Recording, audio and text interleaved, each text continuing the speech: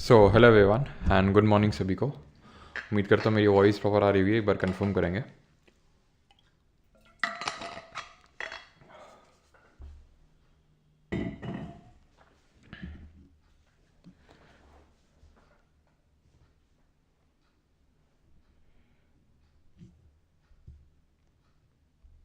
एक बार कंफर्म करेंगे।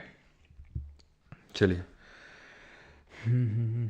सर भक्ति मूवमेंट नहीं कराया आपने, अच्छा हिस्ट्री ख़त्म हो गई क्या? हम्म? नया सब्जेक्ट स्टार्ट कर।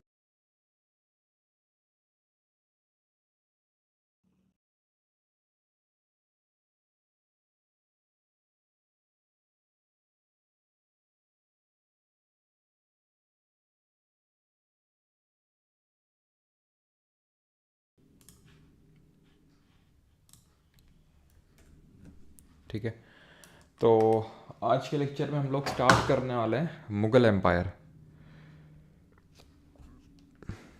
वॉइस आई थिंक गई होगी, लेकिन अभी आ गई होगी। एक बार कंफर्म करो जल्दी से।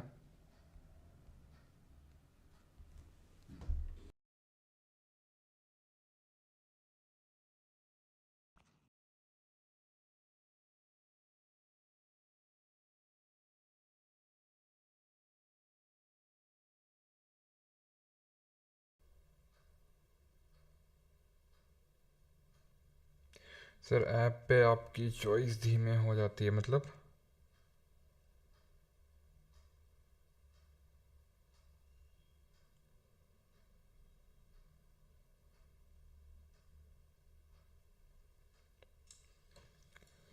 चलिए अभी वॉइस आ रही है, एक बार कंफर्म करेंगे। सर ऐप पे आपकी चॉइस थी। पता नहीं यार क्या इशू आ रहा है, एक सेकंड रुकना जरा।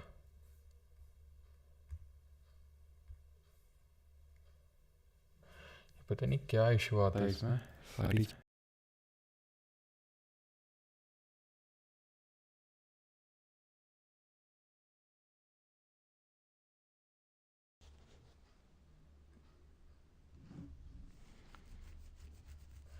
पता नहीं क्या इशू आता है इसमें सारी।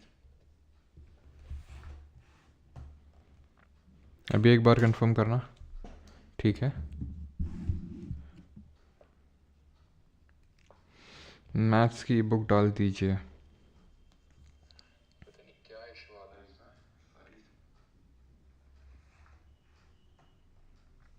अभी एक बार कंफर्म करना, ठीक है। अभी ठीक है, तो स्टार्ट करते हैं मुग़ल एम्पायर। तो हमने पिछले लेक्चर में देखा था, जहाँ पर हमने अपना दिल्ली सल्तनत ख़त्म किया था। एक्चुअली में पिछला लेक्चर तो हमारा विजयनगर और बहमानीस के बारे में था, लेकिन उसका जो पिछला लेक्चर था वो दिल्ली सल्तनत के बारे में था। और दिल्ली सल्तनत है किसके साथ? वो एंड होती है लोधी डायनेस्टी से, ठीक है।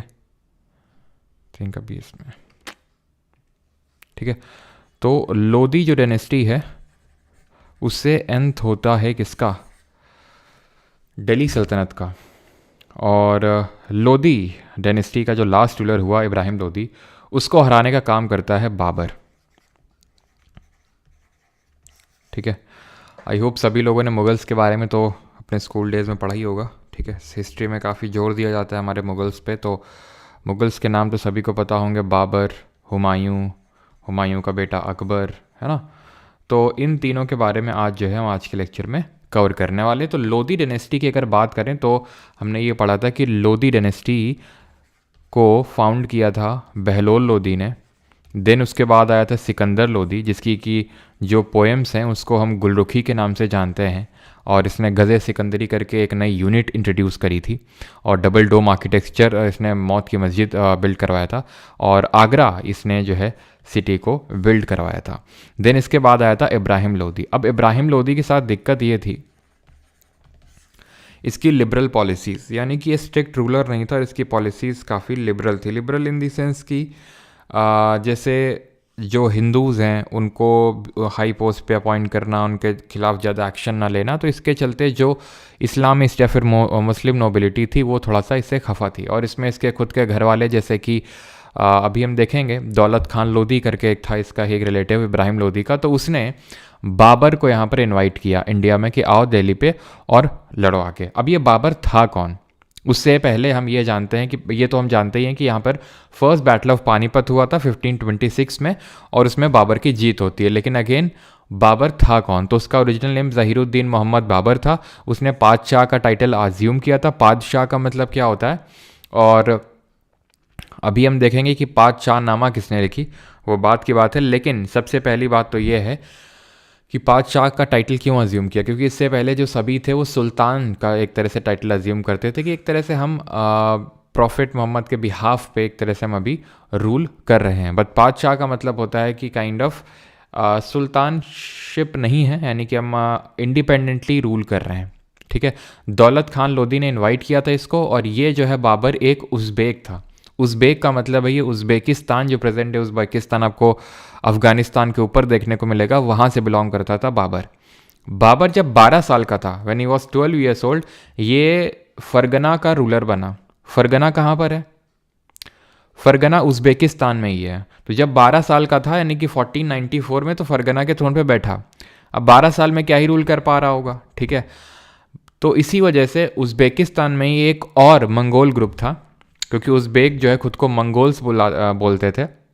उज़्बेकिस्तान करके ऐसे कोई सेपरेट कंट्री नहीं थी उस समय, तो ये खुद को मंगोल बताते थे। यहाँ तक कि जो बाबर भी था वो खुद को फादर के साइड से बताता था कि फादर के साइड से हम तैमूर के वंशज हैं, और मदर के साइड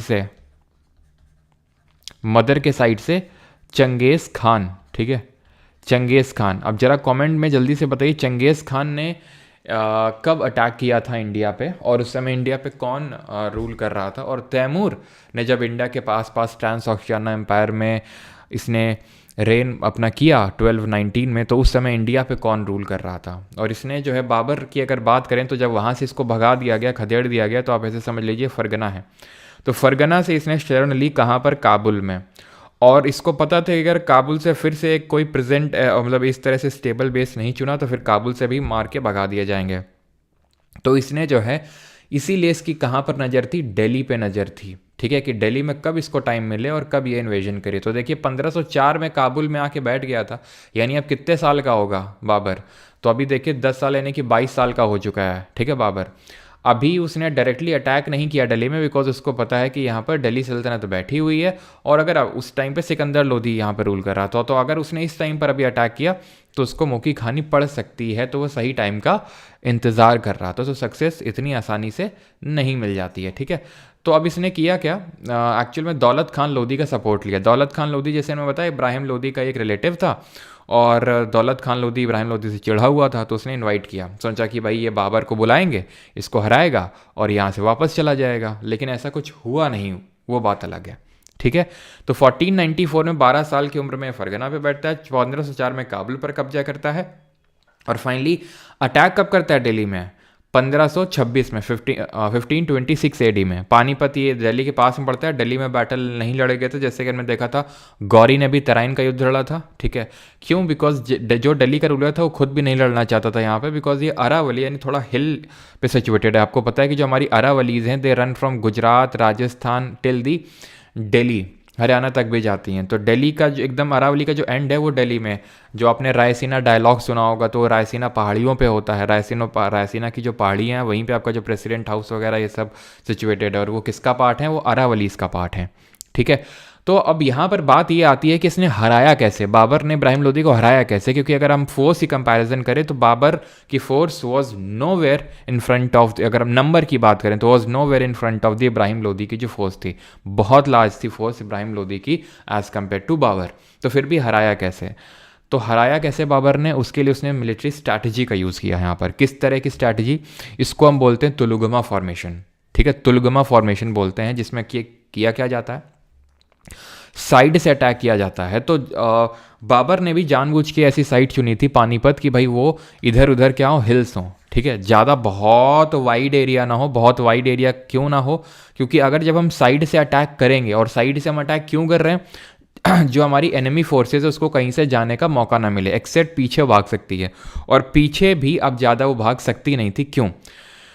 क्योंकि बोला जाता है कि बाबर ने सबसे पहले इंडिया में गन पाउडर का यूज़ किया, लेकिन this is not true, because अगर जब हमने विजयनगर और बहमानी इसके बारे में पढ़ा तो हमने पढ़ा था कि इनके बीच में बड़े सक्सेसिव बैटल्स चले, आपस में लड़ते रहते थे, दोस्ती भी थी, एनमिटी भी थी, और एट दी एंड 1565 में बैटल ऑफ तालीकोटा होता है, जिसको बैटल ऑफ राक्षसी तांगड़ी बोलते हैं, और उस युद्ध में विजयनगर की हार होती है, ठीक है। अली रामा राय और सदाशिव राय दोनों लोग थे, और बहमानी की जीत हो जाती है।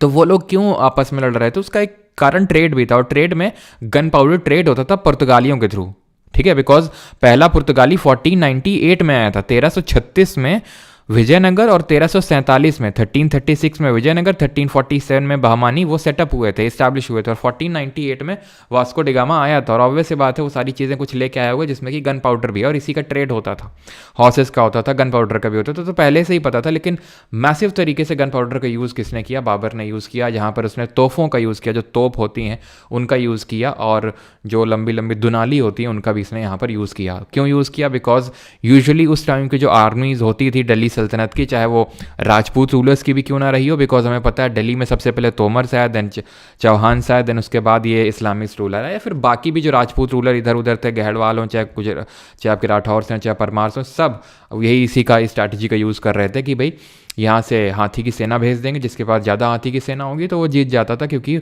वो सब ट्रेंड हाथी होते थे कुचलने के लिए जो भी एनिमी की होती थी। तो अब इसने क्या किया, क्योंकि हाथी को डर लगता है अगर बहुत जोर का साउंड आता है, ठीक है, तो उसने यूज़ किया इसका। वैसे तो ड्रम्स का भी पहले यूज़ किया था, लेकिन ड्रम्स की ट्रेनिंग पहले ही मिल चुकी थी हाथियों को कि भाई अब ड्रम का यूज़ किया जाता है। तो इस तरह से आप ये समझ सकते हो कि यहाँ पर इसने तोपों का यूज़ किस लिए किया होगा, एक तो मारने के लिए, अटैक करने के लिए तो डायरेक्टली किया ही, प्लस हाथियों को डराने के लिए। तो हाथी क्या है कि वो भी वापस, जब ये तोहफें चली तो वापस की ओर भागने लगते थे, तो और वो भी एकदम लार्ज काइंड ऑफ मैसेकर जो एनिमी की फोर्स में करना होता था वो अपनी फोर्स पे कर देते थे। कौन, जो हाथी होते थे, बिकॉज उसके लिए वो ट्रेंड नहीं थी, वो ऐसी आवाज़ उन्होंने पहले सुनी नहीं थी, ठीक है।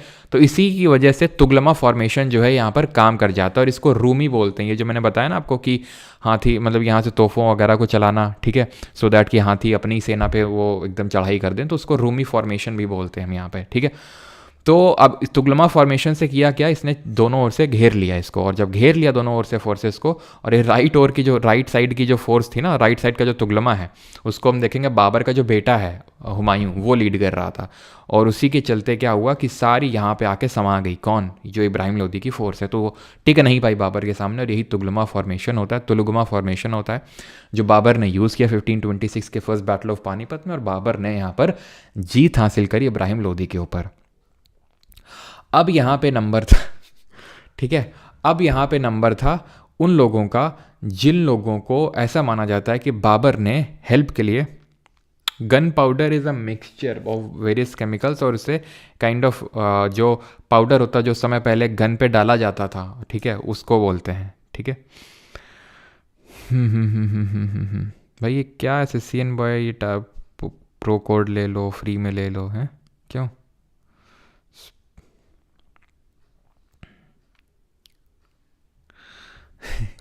चलो भाई, तो आगे बढ़ते हैं। अब बारी थी बाकी लोगों की बाबर से लड़ने की। अब बाबर ने अपनी ऑटोबायोग्राफी में लिख रखा है कि उसने जो है उसको, उसकी डील हुई थी राणा सांगा के साथ भी। राणा सांगा उस समय मेवाड़ के राजा थे, ठीक है। मेवाड़ कहाँ पे पड़ता है, राजस्थान में पड़ता है, और राणा सांगा सिसोदी के राजपूत रूलर थे। तो ये one of the oldest Rajput dynasty consider की जाती है, उनके बारे में भी हम थोड़ा सा देख लेंगे। लेकिन राणा सांगा जो मेवाड़ के थे, ठीक है, तो बाबर की ऐसा माना जाता है, बाबर ने बोला था कि राणा सांगा के साथ डील हुई थी कि हम यहाँ नॉर्थ से अटैक करेंगे इब्राहिम लोदी पे, और राणा सांगा साउथ से आएंगे। राणा सांगा हेल्प के लिए आए नहीं, तो राणा सांगा पे अटैक किया किसने, बाबर ने, क्योंकि इसको पता था कि सभी लोग दिल्ली पे बैठने के लिए काबिज हैं, एकदम आतुर बैठे हुए हैं। राणा सांगा हो चाहे दौलत खान लोधी हो, सबको लग रहा था कि बाबर आएगा और चला जाएगा, लेकिन बाबर उस मंशा से आया नहीं, तो बाबर तो रूल करने आया था यहाँ पर दिल्ली में, ठीक है।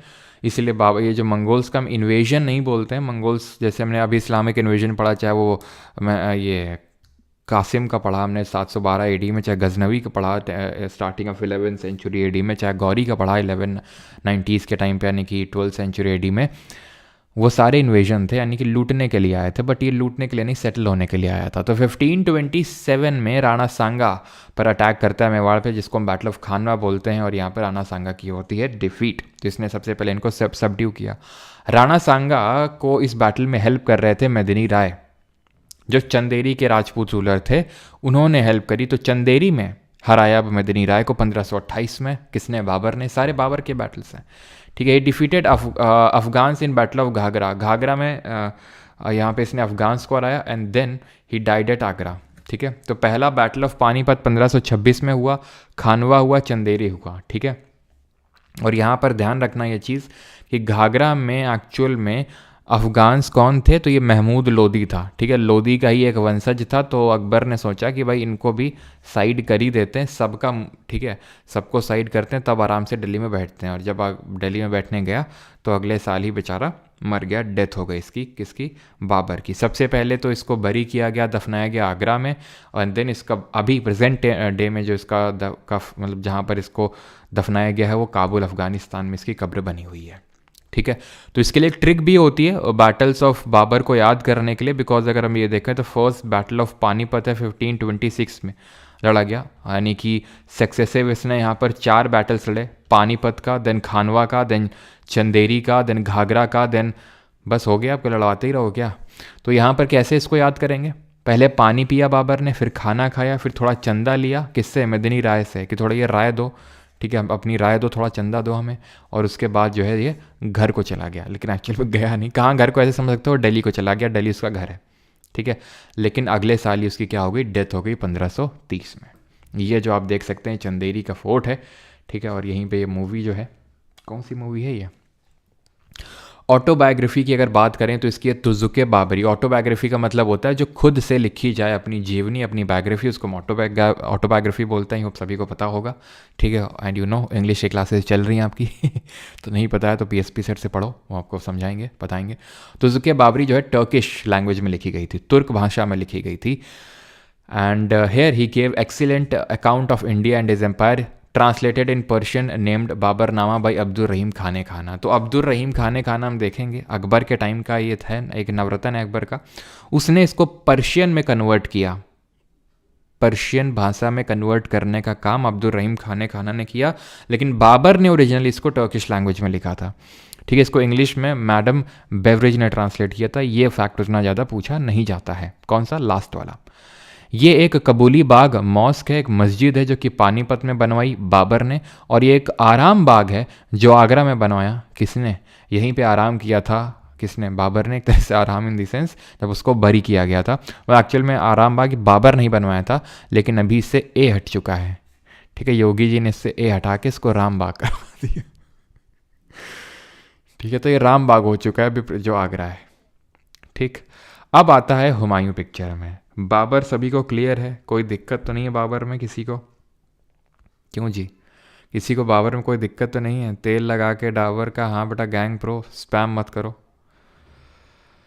हाँ, आराम बाग आगरा में है, ठीक है। तो ये ध्यान रखना, चाहे कबूली बाग की मस्जिद हो या फिर ये राम बाग हो, ये आगरा में है। और ये अगर आप एक चीज़ ध्यान से यहाँ पर देखें तो बाबर ने 4 बाग स्टाइल ऑफ आर्किटेक्चर को यहाँ पर इंट्रोड्यूस किया था। 4 बाग मतलब ये जो मेन आर्किटेक्चरल बिल्डिंग होती थी उसके सामने इस तरह से 4 बाग निकलवाता था। ये तो प्रॉपर 4 बाग नहीं है, लेकिन काइंड ऑफ 4 बाग ही है।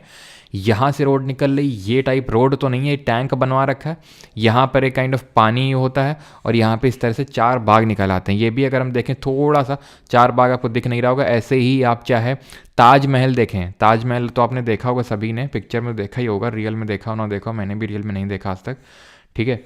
तो इस तरह से यहाँ पर आपको पता है 4 बाग निकले हुए हैं। तो 4 बाग जो स्टाइल ऑफ आर्किटेक्चर है वो बाबर ने इसमें मेंशन भी करी है अपनी ऑटोबायोग्राफी में, ठीक है।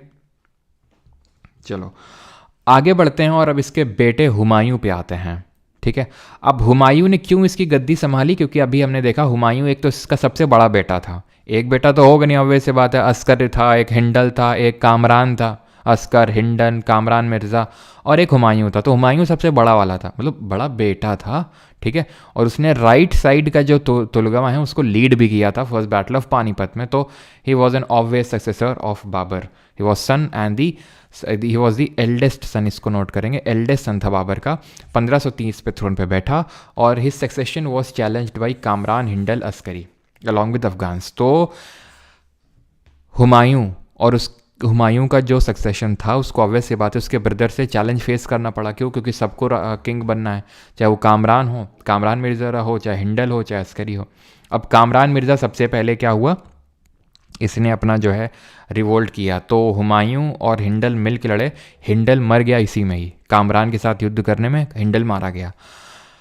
अस्करी का भी अभी हम देखेंगे। अस्करी को भी बाद में हुमायूं ने इनको बंद करवा दिया जेल में। क्यों बंद करवा दिया उसकी पूरी स्टोरी अभी समझते हैं। एक्चुअल में हुआ क्या, हुमायूं को 2 बैटल्स लड़ने पड़े। अब हुमायूं को सिर्फ अपने भाइयों से ही एक तरह से नहीं लड़ना था for the throne, for the succession of throne, बल्कि अफ़गान से भी लड़ना था। यहाँ पर एक अफ़गान बैठा हुआ था बिहार में और उसका नाम था शेर शाह सूरी। ये शेर शाह सूरी जो है इसने भी हेल्प करी थी बाबर की इन दी बैटल ऑफ पानीपत, नहीं बैटल ऑफ चंदेरी, जो मदनी राय के साथ लड़ा था बाबर ने इन द ईयर 1528, उसमें हेल्प करी थी। तो ये जो है धीरे धीरे धीरे इस पर्टिकुलर प्रोविंस में ये जो बिहार और बंगाल वाला है ये पावरफुल हो रहा था, ठीक है। ये अपनी पावर्स को कंसोलिडेट कर रहा था। तो उसी टाइम पे गुजरात का रूलर जब हुमायूं यहाँ पर मतलब अफगान्स को थोड़ा सा इनका मुँह शांत करने जा रहा था, तो यहाँ से गुजरात का एक रूलर यहाँ पर दिल्ली में चढ़ाई करने आ रहा था। तो जल्दी से हुमायूं को यहाँ से शेर शाह के साथ काइंड ऑफ एग्रीमेंट करके वापस लौटना पड़ा। कहाँ पे? दिल्ली की तरफ। और ये वापस चला गया। फिर हुमायूं ने सोचा पहले वहाँ जाने से पहले इनको ही थोड़ा सा दबा के आते हैं, ठीक है। रूलर का नाम याद करने की ज़रूरत नहीं है। तो गुजरात में यहाँ पर इनको खत्मा करके आता है एक जो रूलर था यहाँ का, और अस्करी को बिठा के आता है यहाँ पे। अस्करी फिर से थ्रोन से हटा दिए जाते हैं because Askari was not a powerful kind of ruler. फिर उसके बाद फिर हुमायूं अब यहाँ पर जाता है शेर शाह के पास लड़ने। कौन सा बैटल? चौसा, चौसा का युद्ध। ये बक्सर के पास जगह पड़ती है बिहार में, और वहाँ पर ये बैटल होता है 1539 1539 में। हारता है कौन? हुमायूं।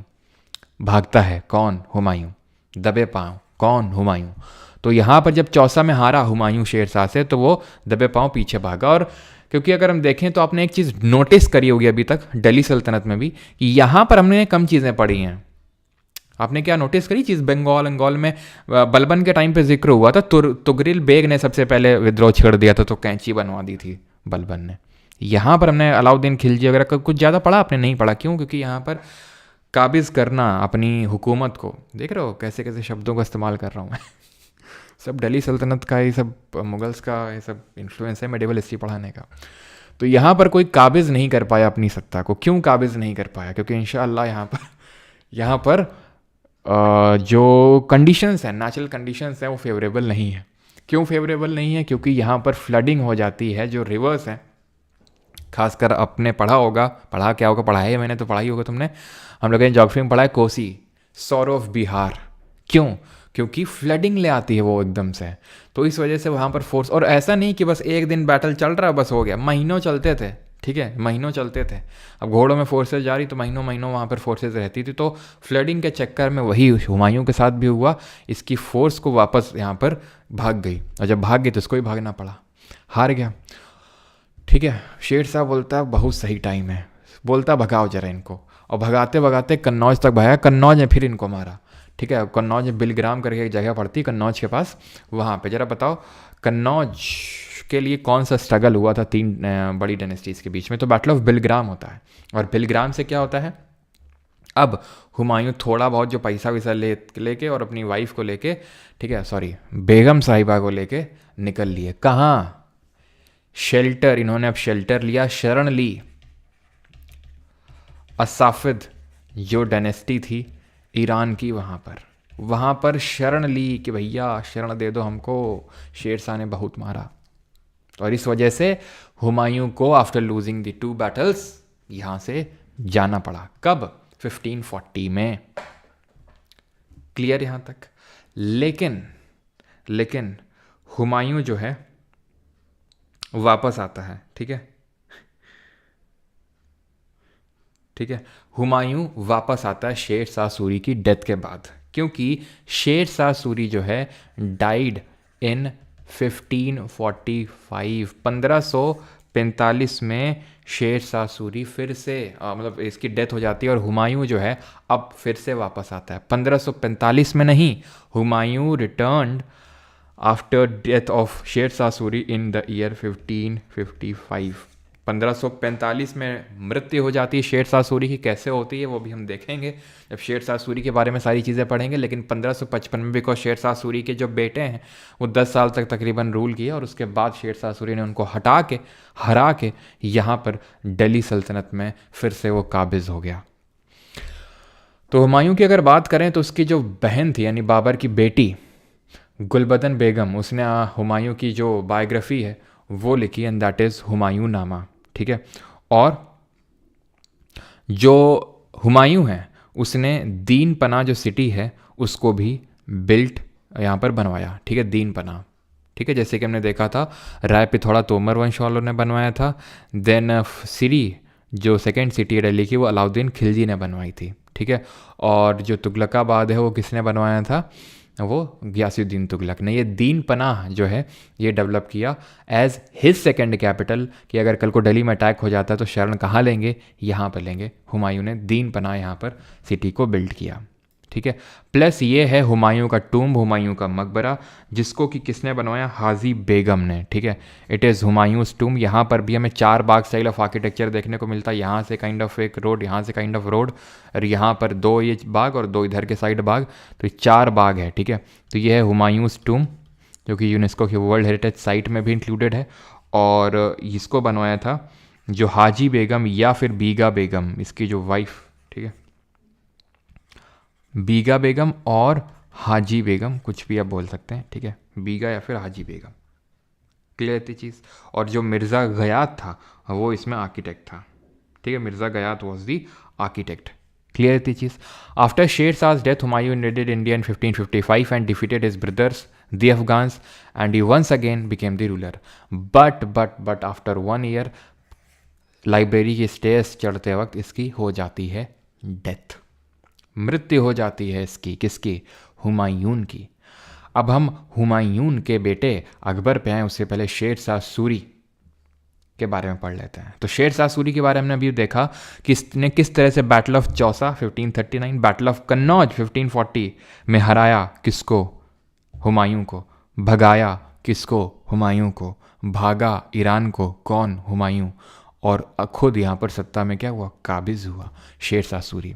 तो ये किसका बेटा था, हसन खान का। हसन खान कौन था, एक जागीर था सासाराम का, तो उसका बेटा था। धीरे धीरे क्योंकि ये बहुत ही एक इसमें वो गुण थे, होते हैं ना कि कुछ लोगों में गुण होते हैं, वो एकदम रूलर बनने वाले, वो गुण थे इसमें शेर शाह सूरी में।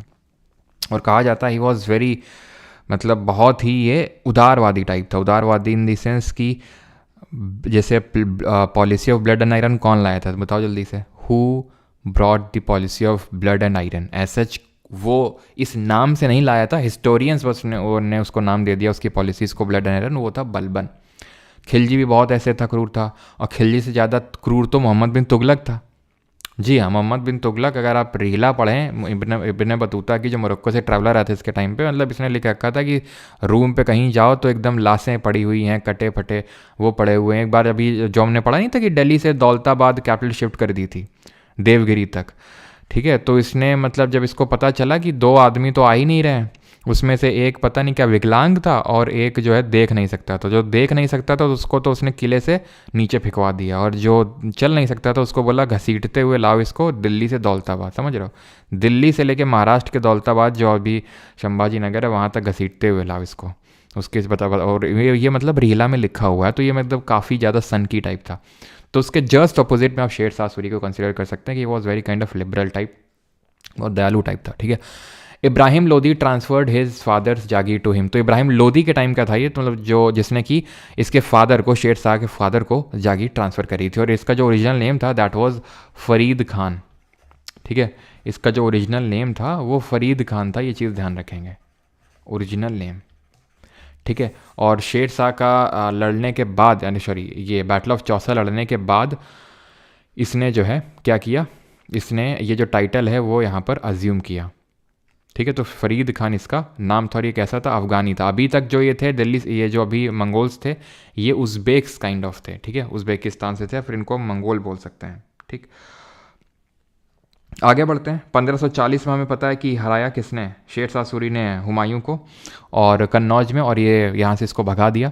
शेर शाह सूरी की अगर बात करें तो इसके बाद, इसको भगाने के बाद, हुमायूं को भगाने के बाद इसने मालवा पे कब्जा किया 1542 में, रणथंभौर, रायसीन, ठीक है, Marwar, then Chittor and then Kalinjar.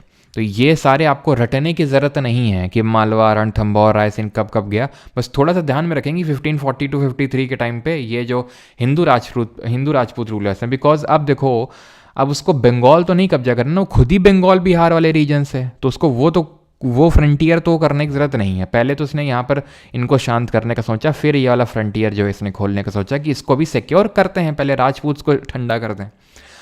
लेकिन इससे पहले कि वो ठंडा कर ही दिया था ऑलमोस्ट, लेकिन ये हिंदू कुश वाला जो ये नॉर्थ वेस्ट फ्रंटियर है, इसको सिक्योर करता, इससे पहले उसकी डेथ हो जाती है कलिंजर में। अब कलिंजर में कैसे डेथ होती है वो थोड़ा सा समझ लीजिए। होता क्या है कि यहाँ पर ये जो कलिंजर का फोर्ट बना हुआ है, ठीक है, कलिंजर का फोर्ट में जब इसने चढ़ाई किया, क्योंकि उस समय बुंदेला, जो चंदेल राजपूत रूलर्स थे, उनका यहाँ पे रूल हुआ करता था। ठीक है, किसका, बुंदेला का। सर का फेवरेट कलिंजर, हाँ यार तो एक्चुअल में फेवरेट इसलिए भी है क्योंकि एक्चुअल में मैं ज़्यादा कहीं गया नहीं हूँ। ठीक है, तो अब एक जगह जहाँ मैं गया अभी रिसेंट में, और कभी मैंने ना कभी ज़्यादा, एक तो मैं घूमा भी नहीं हूँ ज़्यादा, और कभी फोर्ट तो कभी गया ही नहीं हूँ। तो हो सकता है इस वजह से मैं ओवर ग्लोरीफाई कर देता हूँ शायद चीज़ों को, मतलब कलिंजर के फोर्ट को। अब पता नहीं मुझे, लेकिन मुझे अच्छा लगा।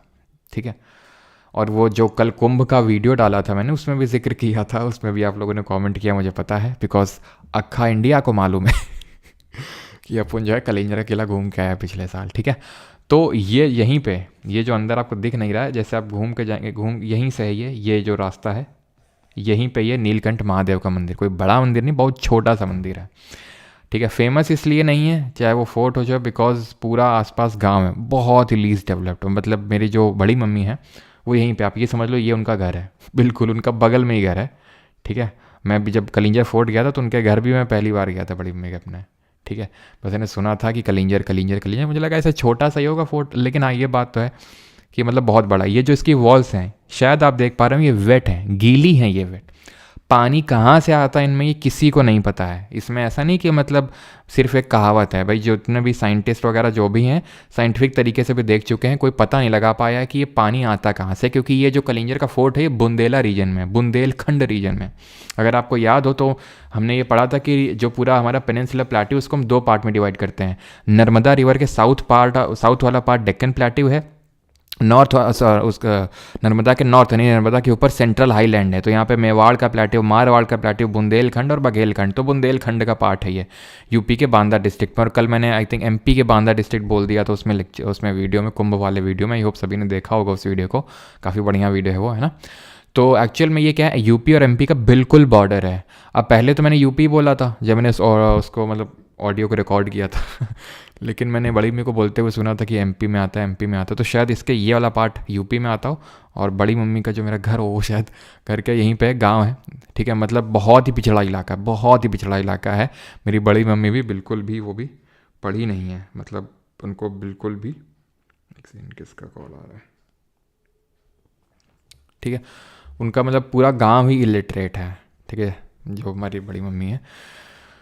तो यहीं पे है वो नीलकंठ महादेव का मंदिर, जहाँ पर बोला जाता है कि जो समुद्र मंथन हुआ था, है ना, वो कुंभ प्राप्त करने के लिए, वो अमृत कलश प्राप्त करने के लिए, तो उसके बाद शिव जी यहीं पर आके बैठे थे और उन्होंने काल को डिफीट किया था। काल को डिफीट करना, उसी का मतलब होता है कलिंजर, काल का मतलब काल टाइम, और जर का मतलब होता है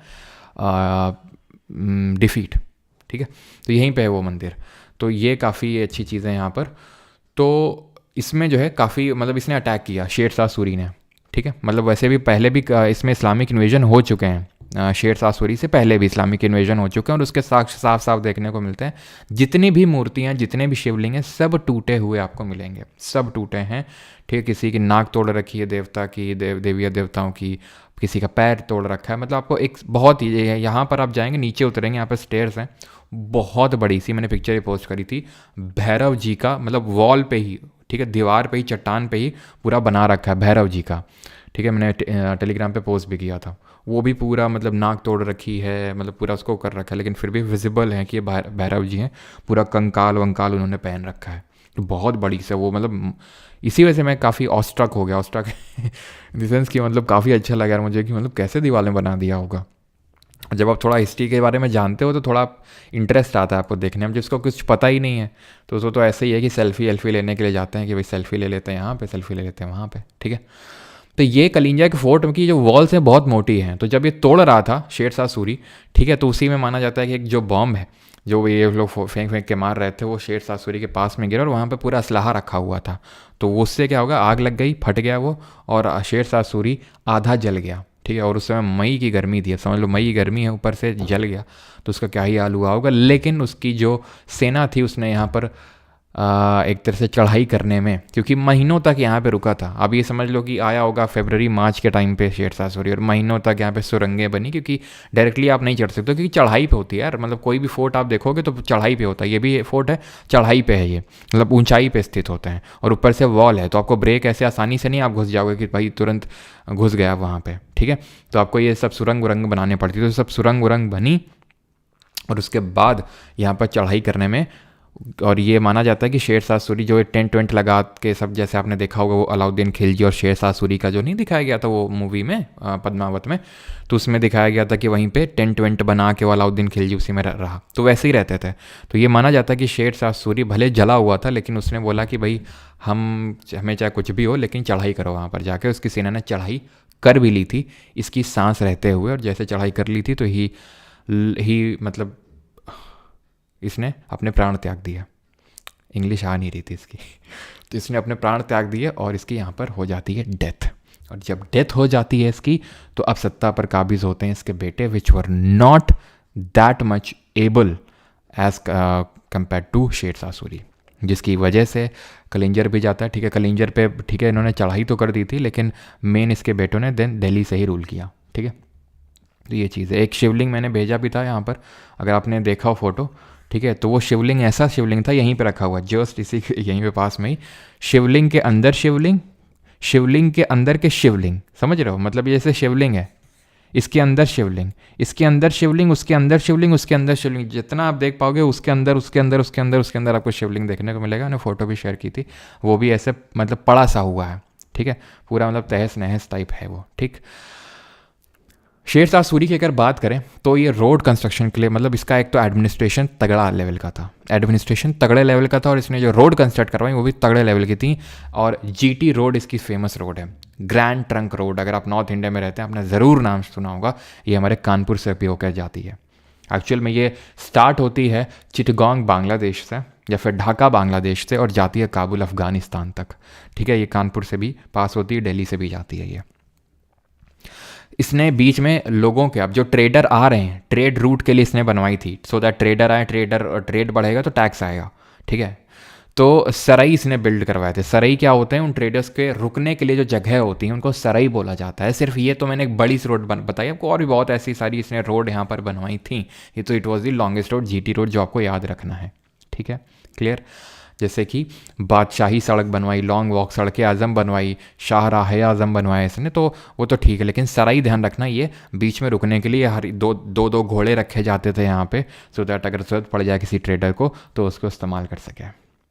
ठीक है, जैसे आज मोटेल्स होते हैं, मोटेल आप जानते हैं ना, होटल और मोटेल में क्या अंतर होता है। मोटेल होते हैं ठहरने के लिए जो बीच में रोड में बनाए जाते हैं, तो मोटेल्स टाइप हो, उससे कंपेयर कर सकते हो। शेर शाह सूरी का जो लैंड रेवेन्यू सिस्टम है वो बहुत तगड़ा था। जैसे मैंने बताया एडमिनिस्ट्रेशन और लैंड रेवेन्यू सिस्टम, यही जो एडमिनिस्ट्रेशन है शेर शाह का लैंड रेवेन्यू सिस्टम, बाद में इसके बाद जो आता है अकबर, जो मुगल डायनेस्टी का रूलर था, उसने अडॉप्ट किया था। लैंड को पहले मेजर किया जाता था और 1/3 लैंड से रेवेन्यू फिक्स किया जाता था, और पट्टा दिया जाता था। पट्टा इन द सेंस कि भाई तुमने इतना रेवेन्यू देना है, हमने एसेस किया है तुम्हारी लैंड को, और तुम्हारी लैंड इतना उपज दे सकती है और इतना का पट्टा, और तुम्हें कबूलियत, कबूलियत का मतलब है तुमने कबूल किया है कि हाँ तुम इतना दोगे।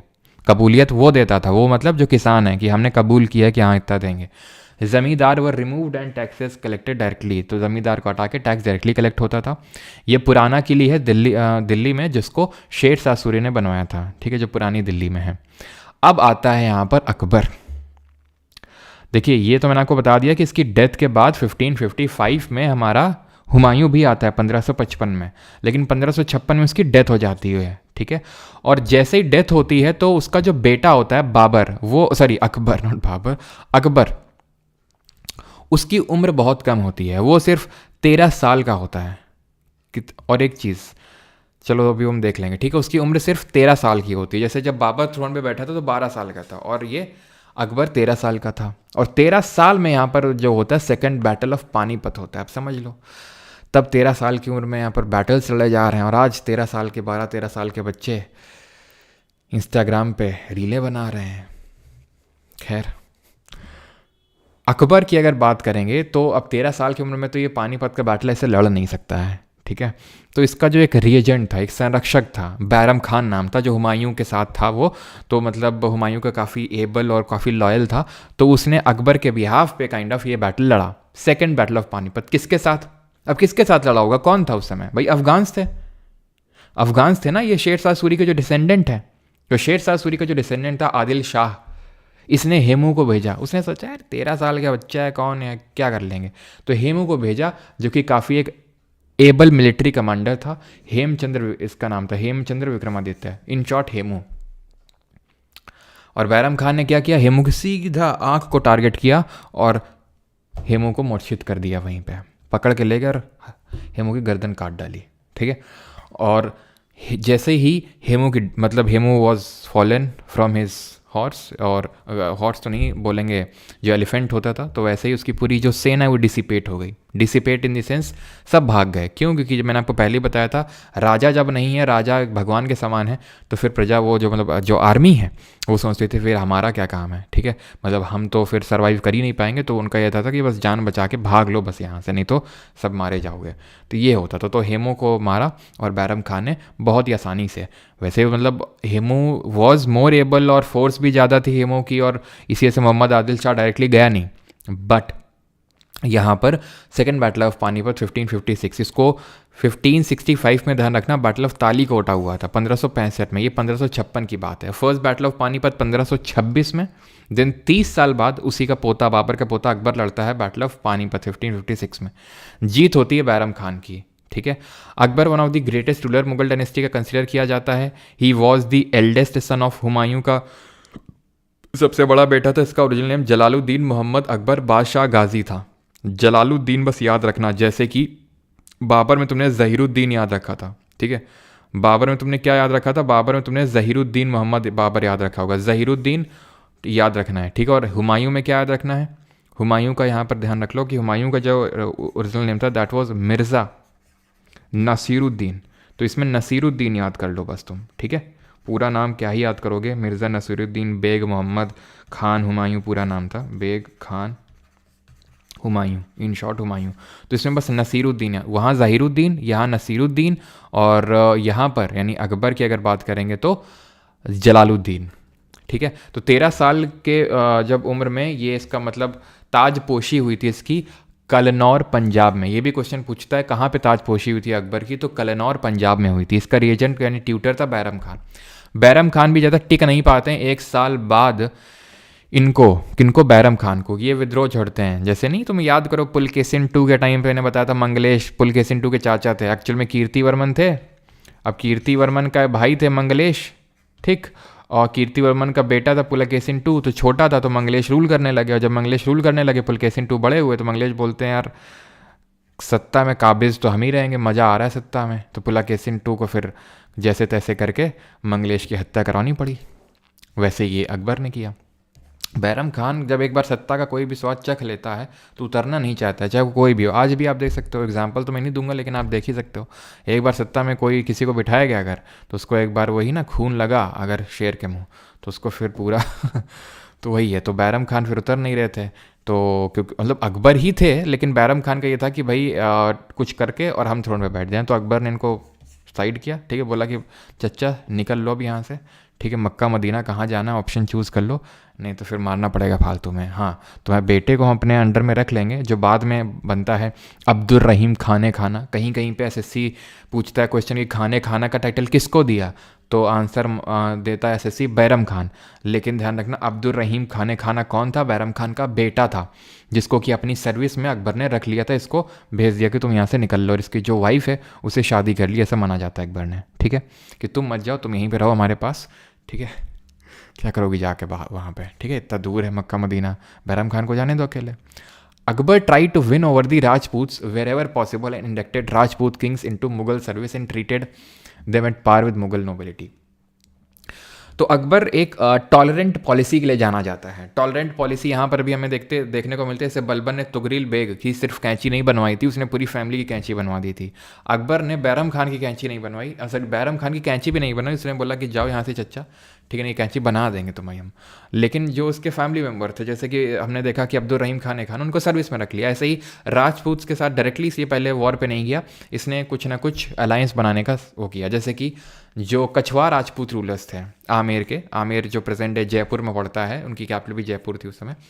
तो उनकी बेटी थी, उस जो रूलर थे उनका नाम था क्या नाम था उसका, भरमाल जी। हाँ, तो यहाँ लिखा भी तो हुआ है भरमाल, ठीक है, भरमाल। इनकी बेटी थी हरखा बाई। अब कहीं कहीं पे लिखा रहता है जोधा बाई, ठीक है, वो जो मूवी भी आई थी आशुतोष गोवारकर की, कौन सी, जो क्या नाम था उसका, यही तो नाम था कुछ, जोधा अकबर, है ना, जोधा अकबर नाम था। तो उसमें भी जोधा बाई दिखाया गया है, लेकिन जोधा बाई नहीं।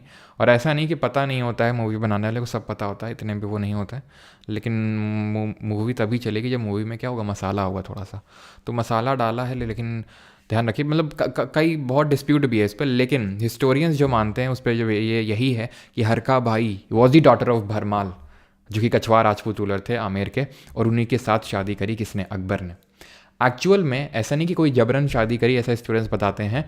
इन्होंने क्या किया था कि जो भरमाल थे, तो इनके जो भाई थे पूरनमल, तो उनके साथ कॉन्फ्लिक्ट था इनका, और जब कॉन्फ्लिक्ट था तो फिर हेल्प मांगी भरमल ने अकबर से कि भाई हेल्प करो, और हेल्प के बदले you can marry our daughter, you can marry my daughter. तो फिर अकबर ने एक्सेप्ट किया कि बात तो सही है, ठीक है। तो हरका बाई को लेके आए, प्लस अकबर हरका बाई के भाई जो थे, भाई का नाम क्या था, भाई का नाम तो अभी मुझे याद नहीं आ रहा, उनका ऐसा नाम इंपॉर्टेंट भी नहीं है, लेकिन हरका बाई का एक कजिन था, उसका नाम था राजा मान सिंह। आपने नाम सुना होगा, यही राजा मान सिंह है जो बाद में हल्दी घाटी के युद्ध में अकबर की फोर्सेस को लीड करता है, ठीक है। राजा मान सिंह को उठा के ला गया था, मतलब ये भी माना इस मतलब ये लिखा भी हुआ, माना क्या था टेस्ट टू कि भाई जब ये गए थे, शादी आदि काइंड ऑफ हुई थी, तो राजा मान सिंह वहीं खड़े थे और इनका काफ़ी डार्क कॉम्प्लेक्शन था।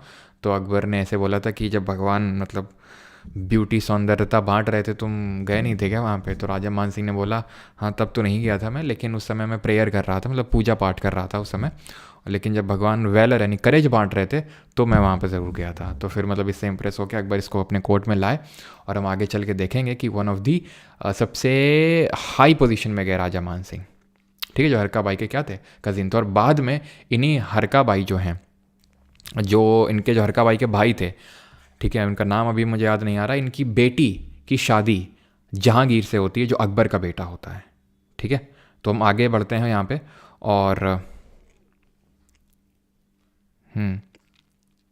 सूरजमल भगवान दास, सूरजमल भगवान दास, यस यस, प्रीतम पाल ने सही बताया, भगवान दास उनका नाम था, ठीक है।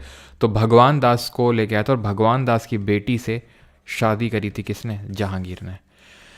खैर ये क्या है, ये है आपका कुंभलगढ़ का फोर्ट। लेकिन मैं आपको क्यों बता रहा हूँ ये है आपका कुंभलगढ़ का फोर्ट, कुंभलगढ़ का किला।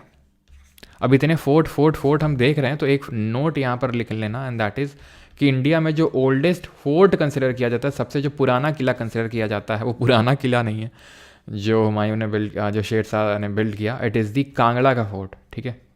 जो कांगड़ा फोर्ट है हिमाचल में, वो सबसे ओल्डेस्ट फोर्ट है, इसी में क्वेश्चन में पूछा जा चुका है, तो याद रखिएगा।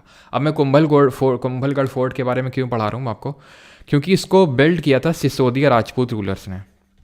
सिसोदिया राजपूत रूलर्स जो कहाँ पे रूल कर रहे थे, जो रूल कर रहे थे मेवाड़ में, राजस्थान में पड़ता है। अब इनके साथ डायरेक्ट कॉन्फ्लिक्ट बाबर के टाइम से चला आ रहा था, याद हो अगर आपको राणा सांगा। अब राणा सांगा का बैटल हुआ था खानवा 1527 में, लेकिन वो कोई फाउंडर नहीं थे सिसोदिया राजपूत वंश के। सिसोदिया जो राजपूत वंश है बहुत पहले, तकरीबन आप मान सकते हो 15th सेंचुरी। अब ये तो हम बात कर रहे हैं जैसे कि 1527 में लड़ा गया, तो ये तो 16th सेंचुरी हो गई। 15th सेंचुरी यानी कि 14 अर्ली 15th सेंचुरी यानी 1420 1430 के टाइम पे ये यहाँ पर सेटअप हुआ था। और ये सिसोदिया राजपूत रूलर्स खुद को जो लव कुश, जो राम जी के दो बेटे थे, तो उसमें से जो लव है उनके डिसेंडेंट्स खुद को बताते हैं। खैर, तो ये जो सिसोदिया राजपूत रूलर हैं, जो सूर्यवंशी राजपूत रूलर्स खुद को कंसिडर करते हैं, उन्होंने ये कुंभलगढ़ फोर्ट को बनवाया था। तो उनके राजा कुंभा थे, उन्होंने इसको बनवाया था। और इसकी जो वॉल है, इसकी वॉल है जो ये आप दीवार देख रहे हैं, it is 36 kilometre long, 36 kilometre लंबी है। और ग्रेट वॉल ऑफ चाइना के बाद इसको दूसरी दुनिया की सबसे लंबी वॉल कंसिडर किया जाता है। आप में से कोई है यहाँ पे गया हुआ? गया तो होगा ही कोई ना कोई। ठीक है, मैं भी अपना भारत भ्रमण शुरू करने वाला हूँ, भारत दर्शन ईयर के एंड में। या तो कर्नाटक से शुरू होगा या तो राजस्थान से, क्योंकि राजस्थान में बहुत सारे किले हैं और कर्नाटक में बहुत सारे मंदिर हैं, देखते हैं। ठीक है, तो ये भी काफ़ी मतलब वर्थ वॉचिंग टाइप है। तो 36 किलोमीटर, इसकी जो वॉल है इतनी मोटी है कि इसमें 8 घुड़सवार एक साथ पैरेलली चल सकते हैं। मतलब 8 घुड़सवार घोड़े के साथ यहाँ पर चल सकते हैं। इतनी मोटी मोटी दीवारें हैं कि पूरा बैटल वहाँ से लड़ा जा सकता है दीवारों से ही। ठीक है, तो 36 की, तो ये राजा कुंभा ने बनवाया था 15 सेंचुरी में। तो उसी सिसोदिया राजपूत रूलर के डिसेंडेंट थे ये हमारे राणा सांगा, जिन्होंने लड़ा बाबर के साथ। और इन्हीं के ही पोते थे राणा सांगा के महाराणा प्रताप। महाराणा प्रताप, जिनको राणा प्रताप सिंह के नाम से हम जानते हैं, इन्होंने लड़ा बाबर के पोते के साथ यानी अकबर से battle of Haldi Ghati in the year 1576, 1576 में। जीत तो होती है अकबर की फोर्सेस को, और अकबर की फोर्सेस को लीड कौन कर रहा था? ये वही मान सिंह है, जो किसका कजिन है, हरका बाई का, वही जो डार्क कॉम्प्लेक्शन वाला। ठीक है, तो वही लीड कर रहा था। और ये महीनों चलाई है, महीनों चलाई है, क्योंकि ये जो थे माने जाते थे, क्योंकि सब ने, कछवा राजपूत रूलर हमने देखा, अपनी डॉटर दे दी। ऐसे हम राठौस को भी देखेंगे, उन्होंने दे दी। और इनका ये था सिसोदिया का कि अगर किसी ने डॉटर या दी या डायरेक्ट मतलब अपनी डॉटर दी हराम में, हराम वही जो मैंने आपको पहले ही बताया था, यानी कि जो मुगल्स हैं, उन जो इस्लाम होते थे, उनके जो औरतें रहती थी जहाँ पर, तो उनको हरेम बोला जाता। तो हराम में अगर किसी ने दिया तो उस रूलर के साथ हमारे कोई रिलेशन नहीं रहेंगे, ऐसा सिसोदिया राजपूत रूलर्स का कहना था। तो इसी वजह से ये एकदम अकेले भी पड़ गए थे, क्योंकि सब ने तो अपने डॉटर दे दिया था। और लेकिन ये क्या है, कभी भी इन्होंने अभी तक मुगल्स की सुजरैनिटी एक्सेप्ट नहीं करी थी, और अभी भी नहीं करी है, आगे करेंगे जहांगीर के टाइम पे। जब जहांगीर भी बोलेगा कि ठीक है आपस में मिलजुल के रहते हैं, तो अकबर के टाइम पे भी भले इनको अपना जो कुंभलगढ़ फोर्ट है इससे जाना पड़ा, क्योंकि फाइनली चढ़ाई कर दी थी। क्योंकि माना जाता है कि यहाँ का जो पानी वानी है उसमें जहर मिला दिया अकबर की सेना ने, जिससे कि यहाँ के जो भी पानी है उसमें जहर आ गया, तो डेथ हो गई काफ़ी सारे सोल्जर्स और यहाँ की प्रजा की भी। और इसकी वजह से यहाँ पर Rana Pratap kind of defeat हुआ उनका, लेकिन उन्होंने डिफीट एक्सेप्ट नहीं करी, और वो ना ही अकबर के हाथों, मतलब उन्होंने अकबर की सुजरेनिटी का भी एक्सेप्ट करी। ठीक है, वो जंगल वगैरह में चले गए, और उनकी जो करेज है, जो ब्रेवरी है, उसको आज भी यहाँ पर बताया जाता है। लेकिन कोई ऐसी बुक नहीं है जिसमें कि इनकी ब्रेवरी या करेज के बारे में लिखा होगा, कि एज सच कोई हिस्टोरियन नहीं था उस समय जो जिसने कोई किताब लिखी हो। ठीक है, ये तो बाद में हमें 50-60 साल बाद जो किताबें लिखेगी उसमें इनकी ब्रेवरी के बारे में पता चलता है कि कितने ये ब्रेव थे। खैर, फिर इसके बाद यहाँ पर हम अकबर पे बैक टू अकबर का ही देख रहे हैं। लेकिन हल्दी घाटी का जो बैटल होता है 1576 में, हल्दी घाटी जो राजस्थान में जगह पड़ती है वहाँ पे होता है। तो अकबर ने एक नया धर्म बनाया। अभी इसमें भी डिस्प्यूट है कि ये नया धर्म है या नहीं है। ठीक है, काफ़ी लोग इसको धर्म नहीं मानते हैं। एक सेकंड रुको, हेलो।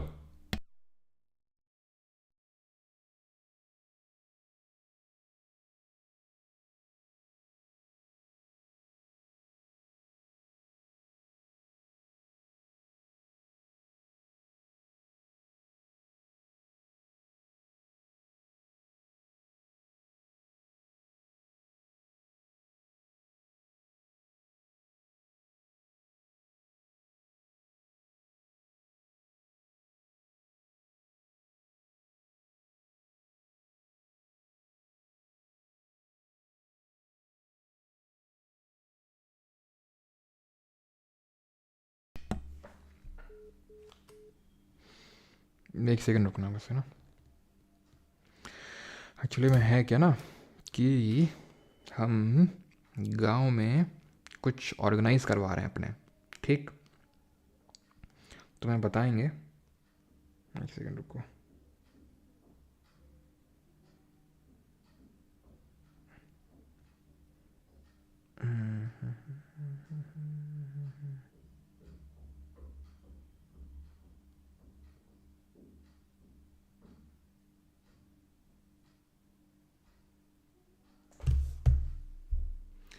तो उसी को लेके जो है कॉल था कुछ।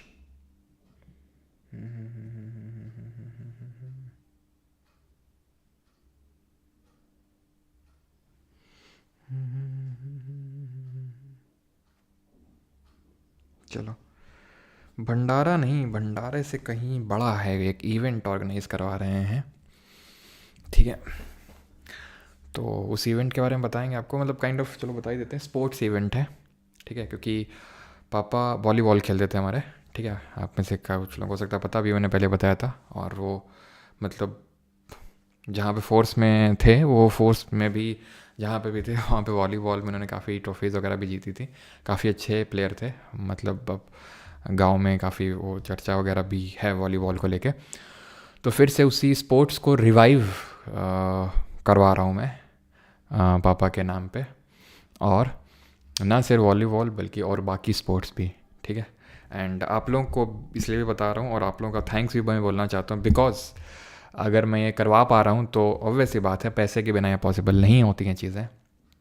और पैसा अगर मेरे पास पॉसिबल है थोड़ा बहुत, तो वो जो आप लोग की फ़ीस होती है, ठीक है, जो आप लोग बैच लेते हैं, तो उससे हो पाता है। तो उसके लिए आप लोगों का भी बहुत बहुत धन्यवाद कि अगर जो मैंने पहले जो मैं करवा पा रहा हूँ गांव में अपने इवेंट, या फिर मैं किसी की हेल्प कर पाता हूँ कि किसी की शादी होती है तो उसमें, ठीक है। और मतलब अभी भी हम लोगों ने एक ऐसा दिया था, ठीक है, मतलब वो मैंने बताया नहीं तो बताना उसमें क्या ही है, लेकिन हाँ इवेंट है तो इवेंट आप लोगों के साथ शेयर मैं कर रहा हूँ। उसके कुछ नहीं होगा तो पिक्चर्स वगैरह भी शेयर करूँगा। अभी ऑर्गेनाइज कुछ ही दिन में करवाने वाला हूँ, ठीक है। मतलब फरवरी में होगा, अभी जनवरी में तो नहीं, फरवरी के मिड में के अराउंड होगा। तो उसमें इवेंट टाइप होगा, क्योंकि काफ़ी सारे ऐसे हमारे उस टाइम पे निकले थे, पापा के टाइम पे, जो स्पोर्ट्स के थ्रू निकले थे, वॉलीबॉल के थ्रू, ठीक है। तो मैं चाहता हूँ कि फिर से वो चीज़ रिवाइव हो, और फिर से गांव जो हमारा काफ़ी थोड़ा सा ड्रग्स और इन सब की चपेट में जा रहा है तो सही डायरेक्शन में जाए, ठीक है। तो उसके लिए आप लोगों का भी बहुत बहुत धन्यवाद।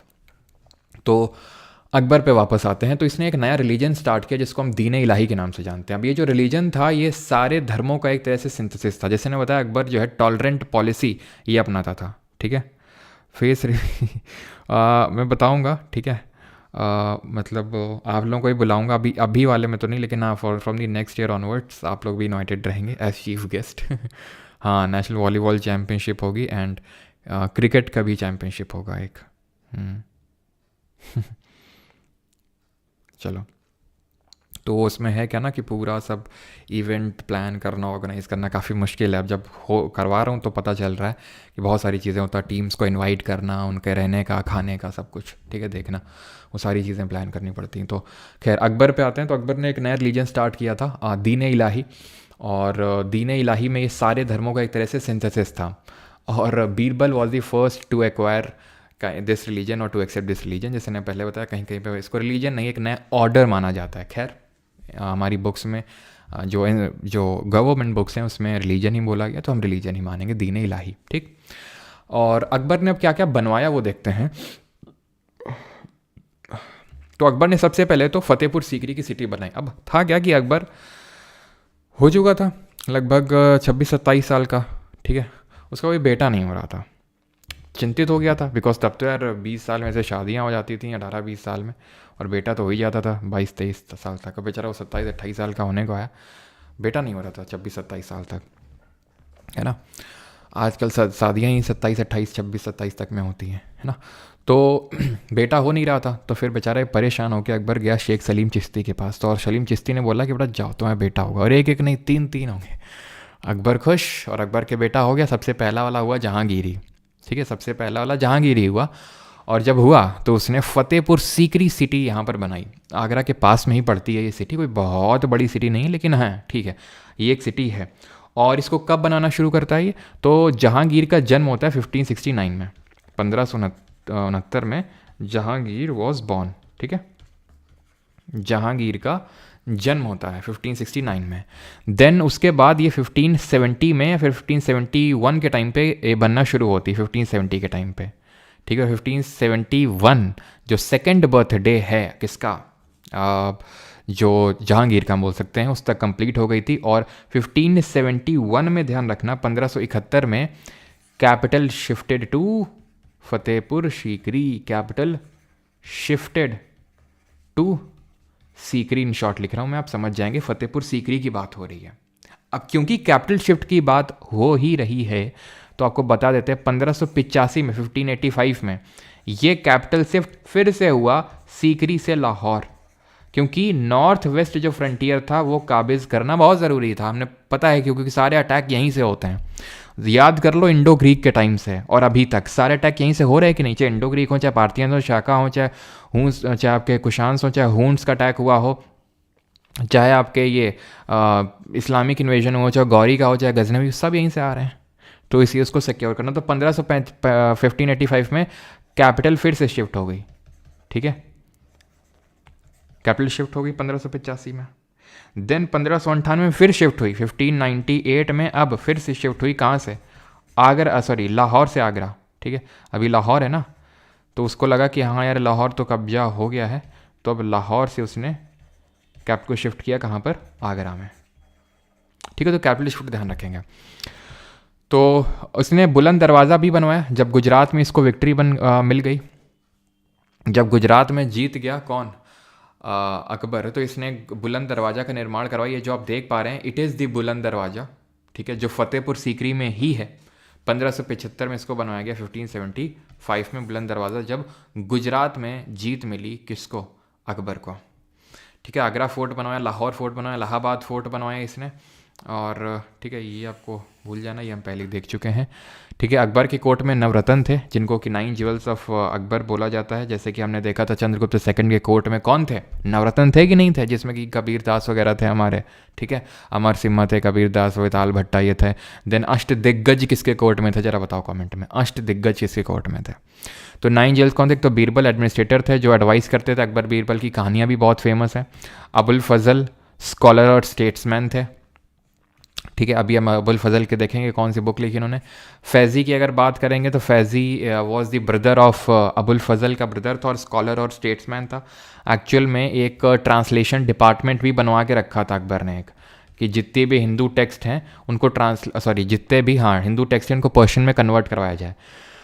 तो ट्रांसलेशन डिपार्टमेंट खोल रखा था और अकबर खुद पढ़ा लिखा था नहीं, बिल्कुल पढ़ा लिखा नहीं था, ठीक है, जैसे मेरी बड़ी मम्मी थी बड़ी मम्मी की तरह बिल्कुल ही पढ़ा लिखा नहीं था। और ये क्या करता था अकबर, इसी वजह से जो भी इसने पेंटिंग्स पे ज़्यादा मतलब इसने बनवाई, क्यों, क्योंकि इसको पढ़ना लिखना तो आता नहीं था इसलिए। तो इसने ट्रांसलेशन डिपार्टमेंट भी बनवा के रखा था और इसीलिए इसने वो लोग जैसे बीरबल, अबुल फजल जो लोग पढ़े लिखे थे उनके रिस्पेक्ट भी इसने करी, क्योंकि उसको पता था मुझे, उसको तो आता नहीं है ज़्यादा, ठीक है, लेकिन कैसे सत्ता में काबिज रहना है वो तो अकेले नहीं बल्कि बाकी लोगों की, यानी kind of council of ministers से इसको हम कंपेयर कर सकते हैं, उनका वो लेना पड़ेगा। जैसे कि अगर हम बात करें रामायण को किसने किया ट्रांसलेट, तो रामायण को अब्दुल कादिर बदौनी ने किया, ठीक है, अब्दुल कादिर बदौनी ने इसको ट्रांसलेट किया।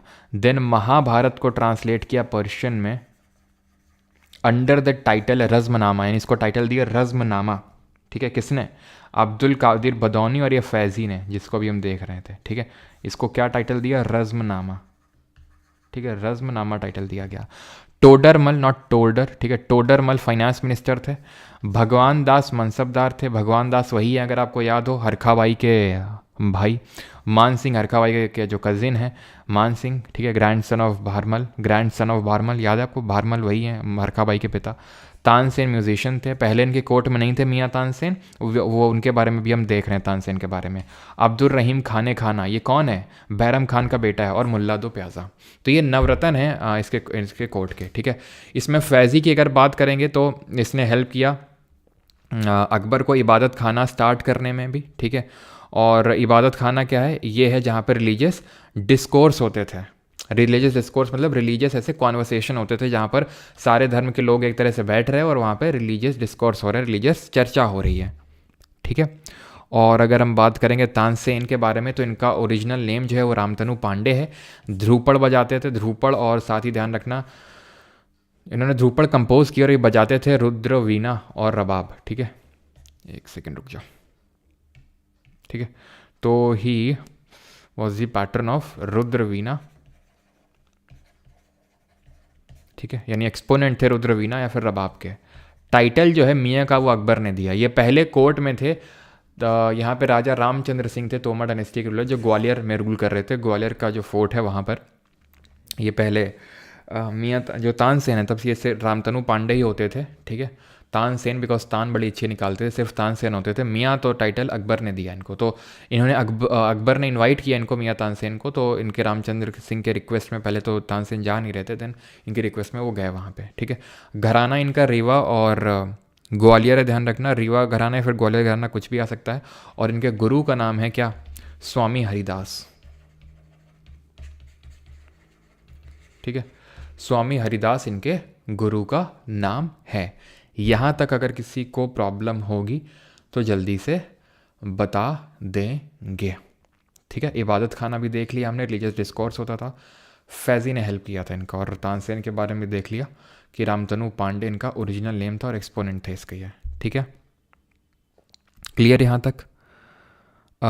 PYQ पार्ट 5 शुरू होगा बैच जब ख़त्म होगा हमारा, क्योंकि इस बार सीजीएल के लिए उतना टाइम है नहीं हमारे पास, तो ऑब्वियस सी बात है थोड़ा जल्दी स्टार्ट करना पड़ेगा। बॉटल कहाँ है भाई? ठीक है, no problem. Persians and Muslims are same. Persian तो को भाषा है, ठीक है, मुस्लिम्स की। कौन सा? जो ईरान वाला रीजन है वहाँ का।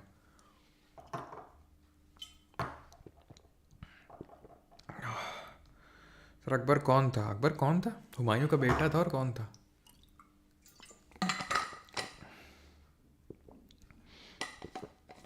तानसेन के राग से दिया बुझ जाता था। अब ये तो यार हमने नहीं पढ़ा कहीं पे दिया बुझ जाता, सुना तो हमने भी तुम्हारी तरह अब लेकिन जो सुना हुआ होता है वो तो पूछता नहीं एग्ज़ाम में, है ना। दिया बुझ जाता था कि घड़ा गिर जाता था।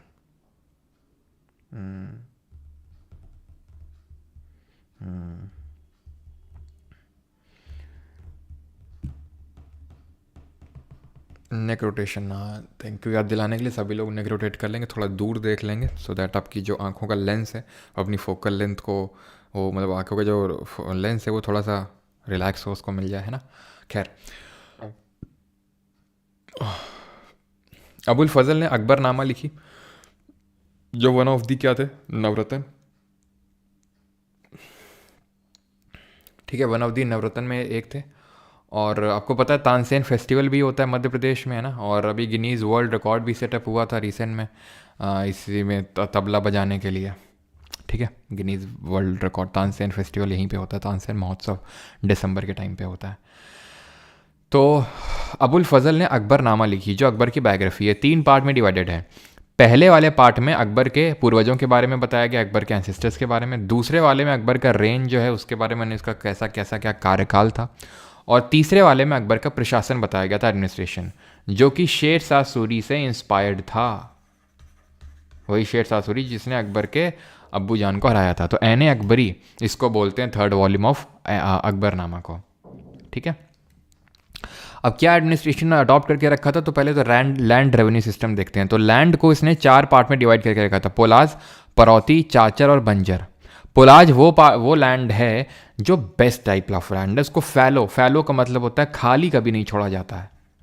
ठीक है, परौती वो लैंड है जिसको लगभग 1 से लेकर 2 या 2 से 3 साल तक फैलो यानी खाली छोड़ा जाता है। इसको 2 या 3 से 4 साल तक खाली छोड़ा जाता है। और ये 5 साल या उससे ज़्यादा से खाली पड़ी हुई है, उसको बंजर ज़मीन बोला जाता है। अब ये क्लासिफिकेशन ऑफ लैंड अकबर ने क्यों किया? क्योंकि अब वो ऐसा नहीं बोल देगा कि भाई ये जो है तुम्हारा एनुअल बेसिस पे लैंड का रेवेन्यू करेंगे और उसके, या फिर तुम्हारी लैंड से तुमको सबको इतना हमें रेवेन्यू देना है। सबको इतना रेवेन्यू नहीं, क्योंकि हमने इसके टाइम पे देखा ना, किसके टाइम पे? शेर शाह, याद है? पट्टा और कबूलियत। तो वैसा टाइप ही इसने किया कुछ कि भाई हमारे वो रेवेन्यू ऑफिशियल्स आएंगे, आपका डिसाइड करेंगे 10 साल के बेसिस पे कि आपका जो लैंड है वो किस कैटेगरी में फॉल होता है और कितनी उपज दे सकता है हमको, उसका 1/3 आप दीजिएगा। ऐसा नहीं कि सब पे एक हम टैक्स लगा देंगे, नहीं। और ऐसा भी नहीं कि एक साल के बेसिस पे, जैसे आज हम आए तुम्हारी लैंड पे, अच्छा ऐसा है, उसके बेसिस पे डिसाइड कर देंगे ना। 10 साल का एवरेज लेंगे, कितना प्रोड्यूस करते हो तुम, उसके बेसिस पे देना तुम, ठीक है। तो इसी की वजह से काफ़ी एक्सेप्टेंस भी आई लोगों के, या फिर जो किसान थे उनके मन में अकबर के प्रति, ठीक है। तो इस सिस्टम को 10 साला सिस्टम बोला जाता है, जहाँ 10 साल के एवरेज के हिसाब से आपका रेवेन्यू डिसाइड किया जाएगा, और इसको हम जब्ती सिस्टम भी बोलते हैं, जब्ती या 10 साला। 1/3 ऑफ इट आपको देना होता था। जजिया को भी इसने अबॉलिश किया, जो नॉन मुस्लिम्स पे लगता था टैक्स। इसकी एडमिनिस्ट्रेशन की अगर बात करें तो इसने मनसबदारी सिस्टम को लाया, कब? 1571 में, 1571 में। मनसबदारी सिस्टम क्या था वो तुम ये जो तीर कमान यहाँ फैले हुए हैं उससे मत समझो, जो मैं मेरी आवाज़ पे फोकस करो तुम और उससे समझो। मनसब होता है रैंक, मनसब का मतलब होता है रैंक। अब याद करो इक्ता सिस्टम, याद करो अमर नायक सिस्टम, वही है मनसबदारी सिस्टम कि भैया देखो हम तुमको मनसब एक अलॉट करेंगे, ठीक है। मनसब यानी कि हम तुम्हें एक लैंड दे देंगे, उस लैंड के तुम क्या होगे, तुम हकदार होगे, तुम भाई ये प्रशासन संभालोगे और तुम रेवेन्यू कलेक्ट करोगे, सैलरी का कुछ हिस्सा अपने पास रखोगे, बाकी हमें दे दोगे। यानी कि हम तुम्हें जागीर भी दे रहे हैं, यानी रेवेन्यू राइट दे रहे हैं तुम्हें उसके। अलाउद्दीन के ने इक्ता को ख़त्म किया था, कैश में पेमेंट की सैलरी शुरू करी थी। इसने बोला ठीक है कि मतलब ऐसा नहीं कि कैश में यहाँ पर नहीं होता था, लेकिन मोस्टली जागीर दे रखी होती थी। काफ़ी जो थे नीचे वाले मनसब के, अभी देखो मनसब का मतलब है रैंक। अभी रैंक कैसे डिसाइड होती थी? कि कोई पेपर होता था, पेपर में ऑल इंडिया रैंक निकलती थी ना। ये डिसाइड होता था कि आपको दिए जाएंगे घोड़े ओड़े, ठीक है। जैसे कि आपके पास हैं, आपको रैंक मिल रखी है जिसको जट बोलते हैं, जट का मतलब रैंक। तो आपको अगर मिल रखी 10 वॉज दी न्यूनतम मिनिमम रैंक, या फिर जट 10 न्यूनतम मिनिमम होती थी, 7,000 मैक्सिमम होती थी। तो सोचो जिसके पास 10, जिसको रैंक अलॉट की गई है, मतलब उसको 10 घोड़े मेंटेन करने हैं, 10 घोड़े बोल रहा हूँ, 10 सवार मेंटेन करने हैं। सवार का मतलब है हॉर्समैन, घोड़े तो दुगना मेंटेन करने होते थे जिसको बोलते थे, ठीक है। दुगना का मतलब हो गया कि अगर 10 तुम्हारी जट है तो 10 तुम्हारे पास सवार होने चाहिए और 20 घोड़े होने चाहिए, ठीक है। और जिसके पास 7,000 है, सोच लो 7,000 का मनसब है, मतलब उसके पास 7,000 घोड़सवार हैं, उसके पास 7,000 की सेना है उसके पास खुद अकेले। और 7,000 का जो ये मिल रखा था, ये एक तो राजा मान सिंह वही हरखावाई के कज़िन, और मिर्ज़ा अजीज़ कोका, ठीक है। इन दोनों के पास थी बस ये 7,000 की मनसब। लेकिन अभी एमटीएस में सवाल पूछा गया था हाईएस्ट मनसब कितनी थी, तो 10,000 थी। उसने ये नहीं पूछा था अकबर के टाइम की कि किसके टाइम की, इन जनरल पूछा उसने हाईएस्ट मनसब किसकी थी, क्योंकि ये आगे भी कंटिन्यू रहा जहांगीर, शाहजहां, इन सब के टाइम पे भी। तो 10,000 की मनसब हाईएस्ट जो है गई थी, मिनिमम 10, समझ गए। जट आपको अलॉट की जाएगी तो उतने ही आपको क्या मेंटेन करने हैं, सवार मेंटेन करने हैं आपको। और आपको जागीर भी दी जाएगी उस पार्ट ऑफ लैंड की। जागीर का मतलब है रेवेन्यू राइट्स दिए जाएंगे। क्लियर इतनी चीज़। लास्ट एक्सपीडिशन ऑफ जो अकबर था वो था कहाँ का, वो था खंडेश का। खंडेश में चढ़ाई करी थी, आसिरगढ़ का एक, आसिरगढ़ का किला था, वहाँ पर लड़ाई हुई थी। और आसिरगढ़ का ये बैटल कहा जाता है, बैटल ऑफ आसिरगढ़, ठीक है। और इस बैटल में क्या होता है, ये लास्ट क्यों बनता है अकबर का, क्योंकि जब यहाँ पर, क्योंकि अकबर ने क्या किया था, ये सब तो कैप्चर कर लिया था, अब वो दक्खन की ओर मूव करना चाह रहा था। अब याद करो अलाउद्दीन सबसे पहले, अलाउद्दीन मूव किया था कि नहीं, मलिक काफूर को भेजा था, लूट उठ के लाया था, लेकिन डायरेक्ट काबिज नहीं किया था उसने सत्ता पर। यादव साहब देवगिरी, होयसाला, फाले बीडू और ककातियाजा वारंगल और पांडे ऑफ मदुरई को हरा के गया था सब लूट के। मोहम्मद बिन तुगलक नीचे गए, दिल्ली टू दौलताबाद शिफ्ट करी, लेकिन उस टाइम यहाँ पर बहमानी और विजयनगर एमर्ज हो गए। अब विजयनगर को बहमानीज ने हरा दिया, और अभी यहाँ पर क्या सीन चल रहा है, एमबीटी के टाइम पे विजयनगर बहमानी आए थे, नीचे विजयनगर ऊपर बहमानी। विजयनगर तो हार गया तालीकोटा में, बहमानी डिसइंटीग्रेट हो गए थे। किस में डिसइंटीग्रेट हो गए थे, 5 छोटे छोटे किंगडम। और 5 छोटे छोटे किंगडम कौन से निकल के आए थे, तो यहाँ पर निकल के आए थे बेरार, अहमदनगर, बीजापुर, गोलकोंडा और बिदर। तो बेरार सबसे ऊपर था, तो यहाँ पर सबसे पहले टारगेट किया किसने, अकबर ने। खंडेश में गया, आसिरगढ़ के यहाँ पर लड़ाई हुई, लेकिन तब तक उसके लिए, जिसके लिए अकबर ने मिन्नतें मांगी थी, ठीक है, मिन्नतें मांगी थी कि वहाँ लड़का नहीं हो, लड़का हो जाए, उसके लिए फतेहपुर सीकरी सिटी बनवाई। उसी लड़के ने विद्रोह छेड़ दिया अकबर के खिलाफ, बोलता है नेक्स्ट सुल्तान हम बनेंगे। अकबर के जितने बाकी बेटे थे वो सब एक एक करके इतने नशेड़ी थे, सब मर गए ज़्यादातर, इक्का दुक्का ही बचे, ज़्यादातर वो सब नशे के धुत में मर गए। ठीक है, जहांगीर ही थोड़ा सा था जो ऐसा नहीं पीता, नहीं वो भी पीता बट कम पीता थोड़ा सा, तो बच गया वो थोड़ा सा। ठीक है, लेकिन था वो भी एक नंबर का ऐसे नशेड़ी टाइप ही। ठीक है, जहांगीर, और जहांगीर ने विद्रोह छेड़ दिया अकबर के खिलाफ, तो अकबर जो है उसको वापस जाना पड़ा, समझाया, और ये सब जो है काफ़ी टाइम तक चला।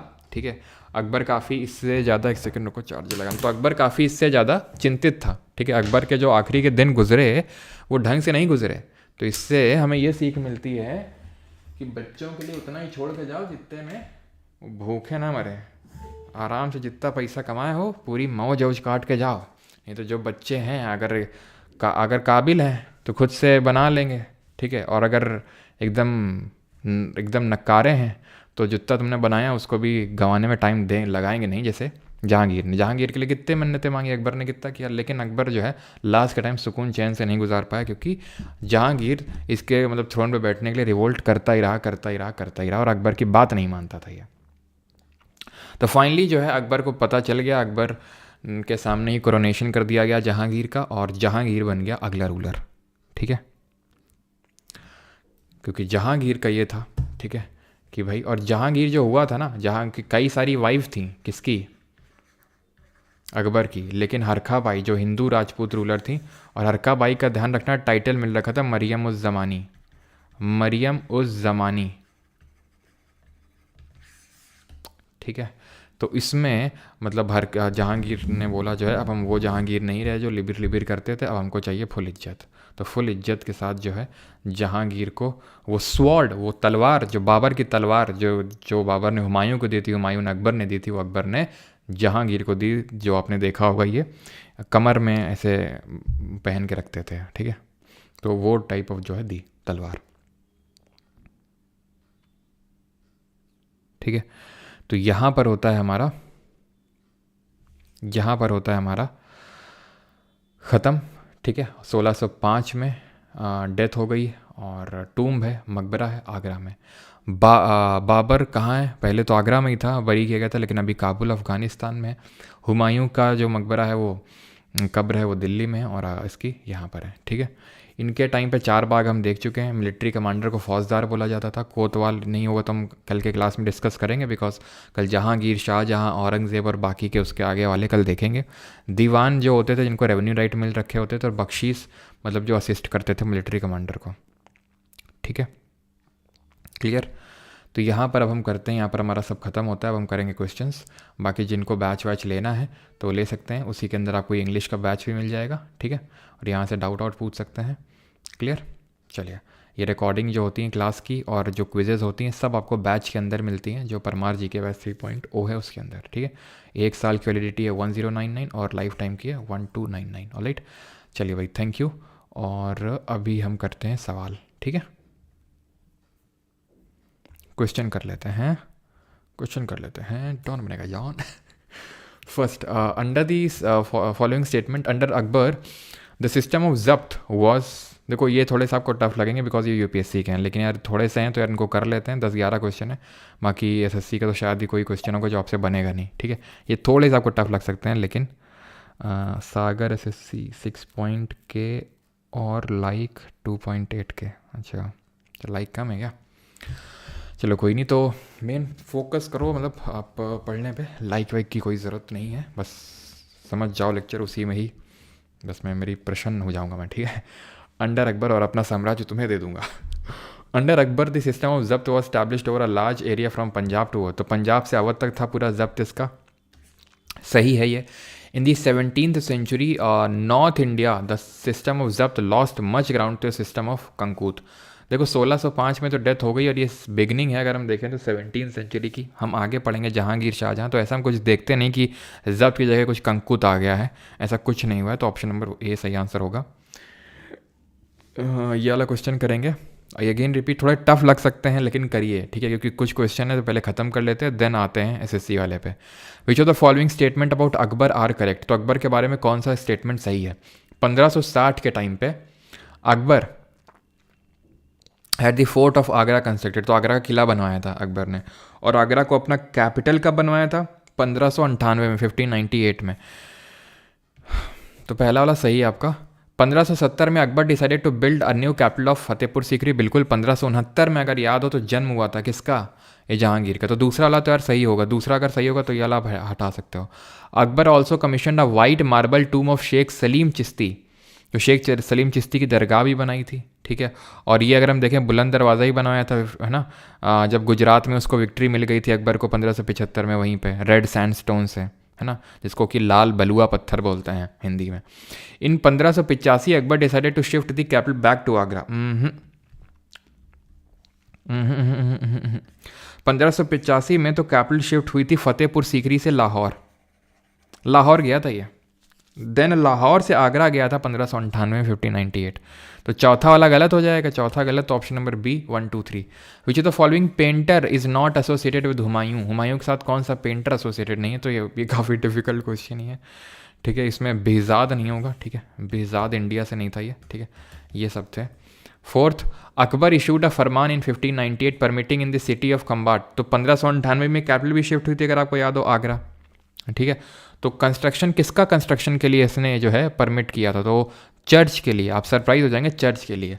अब एक्चुअल में जो ये आप हम लोगों ने अभी देखा था, यहाँ पर जो फतेहपुर इसने सीकरी नहीं बनवाई थी सिटी अकबर ने, यहाँ पे जो इसने बनवाया था फोर्ट, ये बुलंद दरवाज़ा बनवाया था, इसमें इस्लाम धर्म के बारे में नहीं लिखा है, हिंदू धर्म के बारे में नहीं लिखा है, इसमें जीसस क्राइस्ट के बारे में लिखा है। जी हाँ, जीसस क्राइस्ट के बारे में, क्रिश्चियन धर्म के बारे में लिखा है इसमें, अगर आप कोई गया हो और किसी ने देखा हो तो, ठीक है। अगेन मैं भी नहीं गया यहाँ पे, ठीक है, तुम्हारी तरह मैं भी मायूस हूँ, लेकिन उम्मीद पर दुनिया कायम है।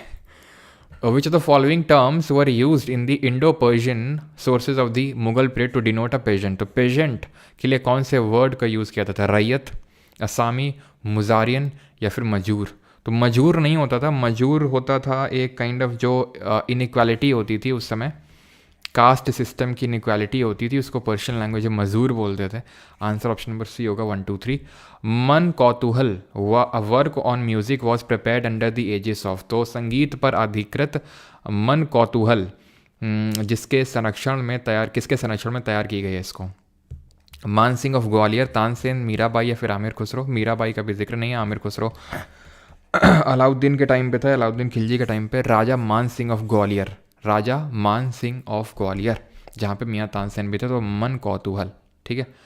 Which of the following was the homeland of Babur. Babur की होम लैंड क्या थी? फरगना थी, समरकंद थी, बुखारा थी या फिर आपकी सौगदियाना थी। तो ये था, फरगना के थ्रोन पे बैठा था 12 साल की उम्र में, है ना। The second last question is with reference to medieval India which of the following is the correct sequence. Sir आप आचार्य प्रशांत को सुने और अपने विलेज में अच्छा कर रहे हो और मैं टेस्ट करा रहा हूँ दरभंगा में। किस चीज़ का टेस्ट करवा रहे हो कुमार लक्ष्य जी? और 100 रुपये भेजने के लिए धन्यवाद आपका। किस चीज़ का टेस्ट करवा रहे हैं आप?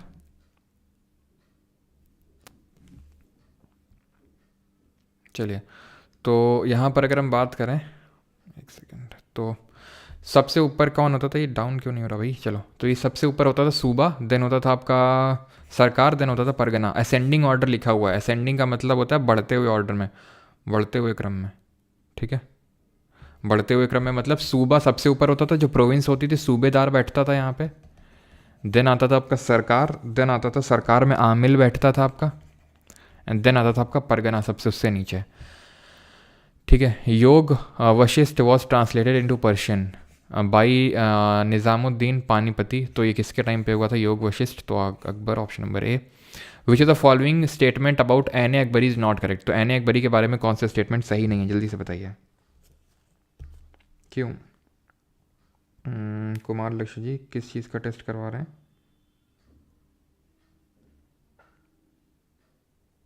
पढ़ लिया है मैंने मैसेज। अरे ये सर ये एसएससी के टेस्ट कर रहा है भाई बच्चों के लिए। अच्छा अच्छा अच्छा, एसएससी के बच्चों के लिए कर रहे हो क्या आप? अच्छा अच्छा, चलो बहुत अच्छी बात है। अगर कोई ज़रूरत पड़े, कुछ मदद कर सकूँ तो ज़रूर बताना, है ना। तो it was written by Abul Fazl, yes, Ain i Akbari, ठीक है। हमें पता है कि अकबरनामा का ये तीसरा वॉल्यूम था। It was a part of larger work called Akbarnama का तीसरा वॉल्यूम था, ठीक है। अकबर के एडमिनिस्ट्रेशन के बारे में पता चलता है। It describes the Mughal empire as having a diverse population and a composite culture, yes. It was later revised by Sadullah Khan on the order of Shah Jahan, ऐसा कुछ नहीं हुआ था, ठीक है। यहाँ पर नॉट करेक्ट पूछा है तो ऑप्शन नंबर डी हो जाएगा। अब आखिरी क्वेश्चन कर लो और उसके बाद आ जाते हैं अभी। वल्ला हबीबी, मेरे साथ अन्याय हुआ है, आप मेरे लास्ट 4-5 सुपर चैट के रिप्लाई नहीं दिए, अभी दे दिए ना वल्ला हबीबी, ठीक है। चलो, तो all army troopers were allotted mansab, not all sir, सबको नहीं मिल रखा था, सबको थोड़ी ना मिल रखा है। तुम्हारे पास 5-6 हैं, ठीक है, आर्मी ट्रूपर्स, थोड़ी ना मनसब मिलेगी, कम से कम 10 वाली मनसब। और सबको समझो यार, जिसके पास 5-6 उसको नहीं मिल रहा है क्या मनसब कि भाई तुम ये सवार अवार लो, मतलब तुमको ऐसा कोई मनसब अलॉट नहीं होगा कि तुम्हें पार्ट ऑफ लैंड मिल गया, तो उसके लिए 10 होने ही पड़ेंगे। और अगर 10 हैं तो भी ऐसा नहीं तुमको जागीरदारी मिल जाएगी, यानी कि तुम्हें लैंड मिल जाएगा, हो सकता है तुमको कैश में दिया जाए, तुम्हें सैलरी दी जाए, है ना। तुमको अब मान लो तुम्हारे पास 10,000 घोड़े हैं तो उसके लिए तुमको लैंड थोड़ी ना दे दिया जाएगा, मन से इतना रेवेन्यू, मतलब समझ रहे हो। तो mansab were usually assigned on the basis of ancestry. Position and salary of mansabdars were indicated by numerical designation called zat, ठीक है। तो जो पोजीशन और सैलरी है वो जेट के बेसिस पे डिज़ाइन होती थी, जेट यानी रैंक आपकी, ठीक है, और एंसेस्ट्री की बेसिस पे नहीं मिलती थी। Were never paid in cash, mansabdar को कभी कैश में पे किए नहीं थे। तो मैंने अभी बताया अगर 10-12 तुम्हारी मनसब है तो मैं इसके लिए जागीर नहीं दी जाएगी, तुमको कोई लैंड नहीं दी जाएगी, कैश में दिया जाएगा। अब आ जाओ यहाँ पर, पहला सवाल है आपका ये, पहला सवाल है थोड़ा अच्छा सवाल है। Who among the following was given the charge of looking after the imperial house hold during the Mughal administration. तो जो मुगल प्रशासन होता था तो उस समय जैसे मान लो औरतें हैं, बच्चे हैं मुगल के रूलर के, ठीक है, तो उनका वैसे उनका देखना सब। अब अकबर डायरेक्टली तो नहीं जाएगा ना कि भाई जो हरका भाई हैं उनका साड़ी पहनने का मन कर रहा है, कुछ खाने का मन कर रहा है तो लेके आएंगे। तो उसके उन सारी चीज़ों को देखने के लिए मीर समन होता था, ठीक है, मीर समन होता था, ध्यान रखना। ये पूरा इंपीरियल हाउस होल्ड देखने के लिए कि भाई सब घर गृहस्थी का जो काम होता था वो ये देखता था, ठीक है, मीर समन। अगला सवाल देख लो, ये अभी करना नहीं यार, ठीक है, क्योंकि आंसर तो टैवर्नियर होगा इसका, लेकिन ये अभी क्योंकि जहांगीर के टाइम पे आता, शाहजहाँ के टाइम पे, तो इसलिए वो हम आगे पढ़ेंगे इसके बारे में। अब यहाँ से आ जाओ, हु बिल्ट दी पत्थर की मस्जिद इन पटना। पटना में पत्थर की मस्जिद किसने, अरे यार ये सब अभी पढ़े नहीं, रुको यहाँ से स्टार्ट करते हैं। The real name of Babur the founder of Mughal dynasty in India was, तो बाबर का रियल नेम क्या था, तो ज़हीरुद्दीन याद रखना है आपको, ज़हीरुद्दीन, ठीक है। The Mughal emperor Babur was a devotee of dash Sufi silsila, तो किस सूफी सिलसिला का डिवोटी था बाबर, कादरी, सोहरावादी, नक्शबंदी या फिर चिश्ती। तो ऑप्शन नंबर सी नक्शबंदी, ठीक है। Who among the following Mughal emperors had assume the title of पातशाह, तो पातशाह का टाइटल किसने अज्यूम किया था, हमने देखा था बाबर ने किया था पातशाह का title assume. The first battle of Panipat mark the beginning of, तो क्या किस चीज़ की शुरुआत हुई थी फर्स्ट बैटल आया था बाबर एंड, तो पहला जो पानीपत का युद्ध है वो किसके बीच में हुआ था, तो बाबर और ये हुआ था इब्राहिम लोदी के बीच में। मदनी राय के साथ 1528 में यहाँ पर बैटल ऑफ चंदेरी हुआ था, ठीक है। आगे बढ़ते हैं, राणा सांगा के साथ 1527 में बैटल ऑफ खानवा हुआ था। 1529 में अफगान जो खासकर हमारी है लोधी वगैरह इनको हराया था उसने। After year of wandering Babur seized Kabul in, तो काबुल पर कब यहाँ पर आक्रमण कर दिया था बाबर ने, तो ये बात है किसकी, वॉइस ब्रेक हो रही है, क्या हो रहा है वॉइस को, एक सेकेंड रुको।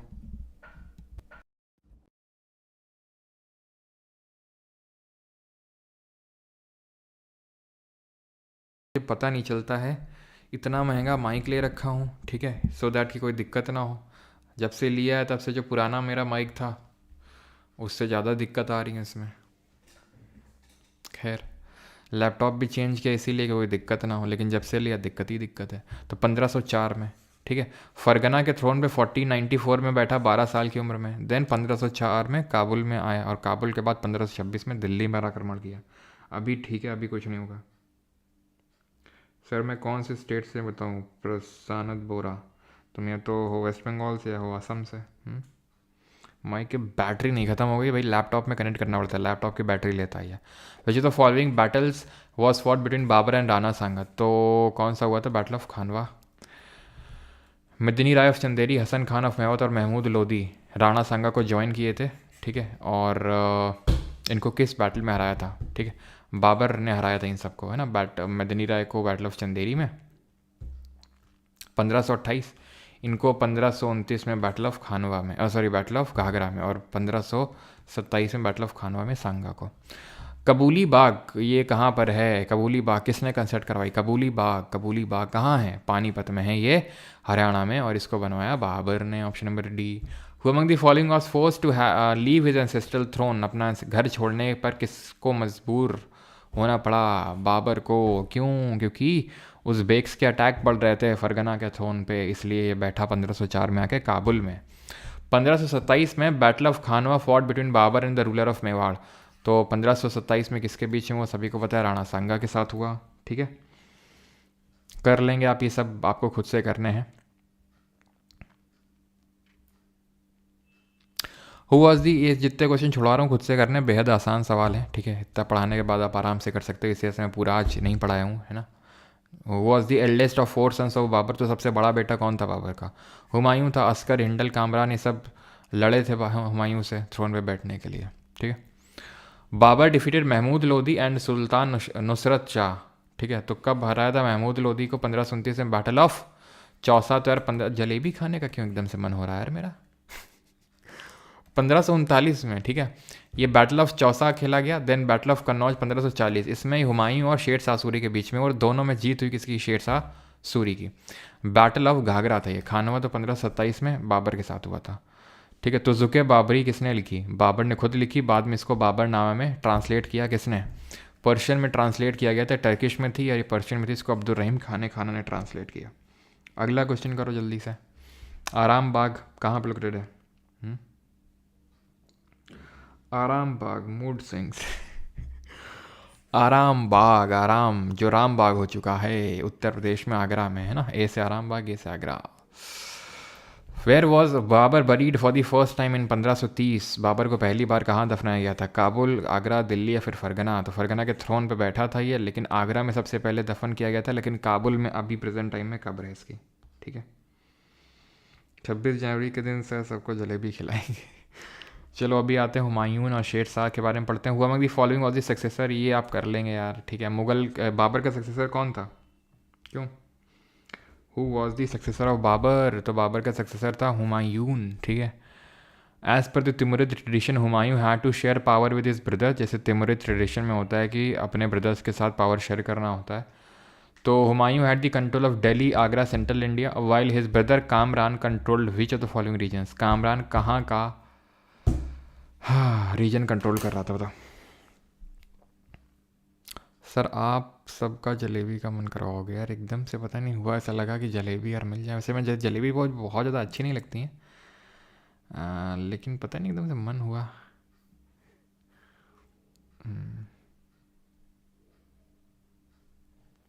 कोई है भी नहीं कि किसी से मंगवा लें यार, जलेबी ले आओ जाके। अब तुम लोग उसको जैसे ऑफलाइन चल रही होती, बोलते किसी को पैसे दे के भाग के लेके आओ जरा, तुम लोग भी मंगवाते, खुद के लिए मंगवाते। अब कोई है ही नहीं, तुम भी अकेले, हम भी अकेले, ठीक है। चलो खैर, तो ये जो लीड कर रहा था कामरान, ये अफ़गानिस्तान वाला जो रीजन था, काबुल वाला, काबुल कांधार वाला जो रीजन है वहाँ पर, ठीक है। जो आपका, ठीक है। और जो अस्कर और हिंडल है, इनको संभल और अलवर का मिला था। तो अफ़गानिस्तान और पंजाब वाला जो क्षेत्र है ये मिला था काबुल और कंधार का किसको? कामरान को, ठीक है। आगे बढ़ते हैं। The construction of Humayun's tomb was complete by, तो किसने कंप्लीट करवाया था इसको? बीगा बेगम ने या फिर हाजी बेगम ने? Which of the following is an example of the first garden tomb on the Indian subcontinent? पहला गार्डन टूम, तो ये हुमायूं का टूम है जो 4 बाग स्टाइल ऑफ आर्किटेक्चर में बना हुआ है, 4 बाग में। Which of the following cities was built by Humayun in Delhi, तो हुमायूं ने कौन सी सिटी बनवाई थी?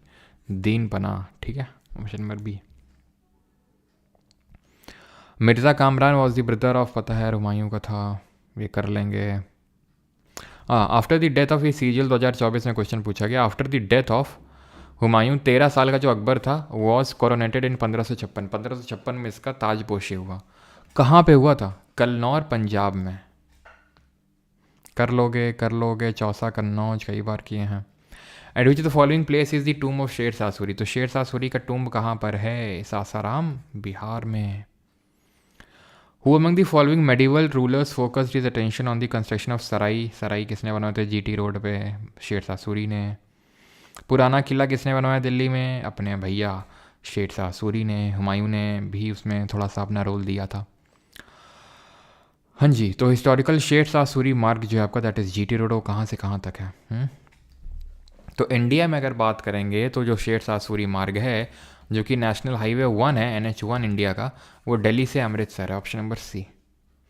अब आते हैं अकबर के बारे के क्वेश्चन देखते हैं। Who among the following was one of the Navratna of Akbar, तो अकबर के नवरत्नों में से कौन था सीजीएल 2024 में? पुरंदर दास थे, स्वामी हरिदास थे, तो स्वामी हरिदास तो गुरु थे, ठीक है, और इनके तानसेन जी के, तानसेन आमिर खुसरो, तो तानसेन थे, ऑप्शन नंबर बी, ठीक है। अगला, who was the revenue minister during the reign of Akbar, तो रेवेन्यू मिनिस्टर कौन थे? टोडरमल, यही जो कि जब्ती सिस्टम या फिर जो हमने दास आला सिस्टम पढ़ा था ना, वो यही लेके आए थे। जो दास आला या फिर जब्ती सिस्टम पढ़ा था वो ये तो टोडरमल ही लेके आए थे। Tansen the music legend who was a courtier in which of the following court become before coming to Akbar, तो किसके कोर्ट में थे तानसेन? रीवा, ग्वालियर घराने में थे, राजा रामचंद्र सिंह के अंडर में। रीवा या फिर ग्वालियर घराने से थे। आपके ध्रुपद कंपोज किए थे इंडियन गॉड और गॉडेसेस के लिए, ठीक है। और जो है तानसेन महोत्सव होता है मध्य प्रदेश में। Who among the following was the वकील, और क्या था? ये ध्रुपद या रबाब बजाते थे, ठीक है। Who among the following was the vakil under the reign of Mughal emperor Akbar who receive the title of Khane Khana, तो अब मैंने क्या बताया था? अब्दुल रहीम खाने खाना किसका बेटा था? बैरम खान का। तो SSC आपसे इसी का पूछते हैं, भी सीजीएल 2024 क्वेश्चन है, तो बैरम खान का टाइटल था। वही बैरम खान जिसने कि सेकेंड बैटल ऑफ पानीपत में अकबर की फोर्सेस को लीड किया था और विक्ट्री दिलाई थी जब अकबर 13 साल का था, ठीक है। कौन सा करेक्ट है मुगल एम्पर अकबर के बारे में? बस 5 क्वेश्चन और करेंगे, ख़त्म बस, ठीक है। हुमायूंस टुम हाजी या फिर ये बीगा बेगम ने बनवाया था, पूर्णिमा जी, ठीक है। हो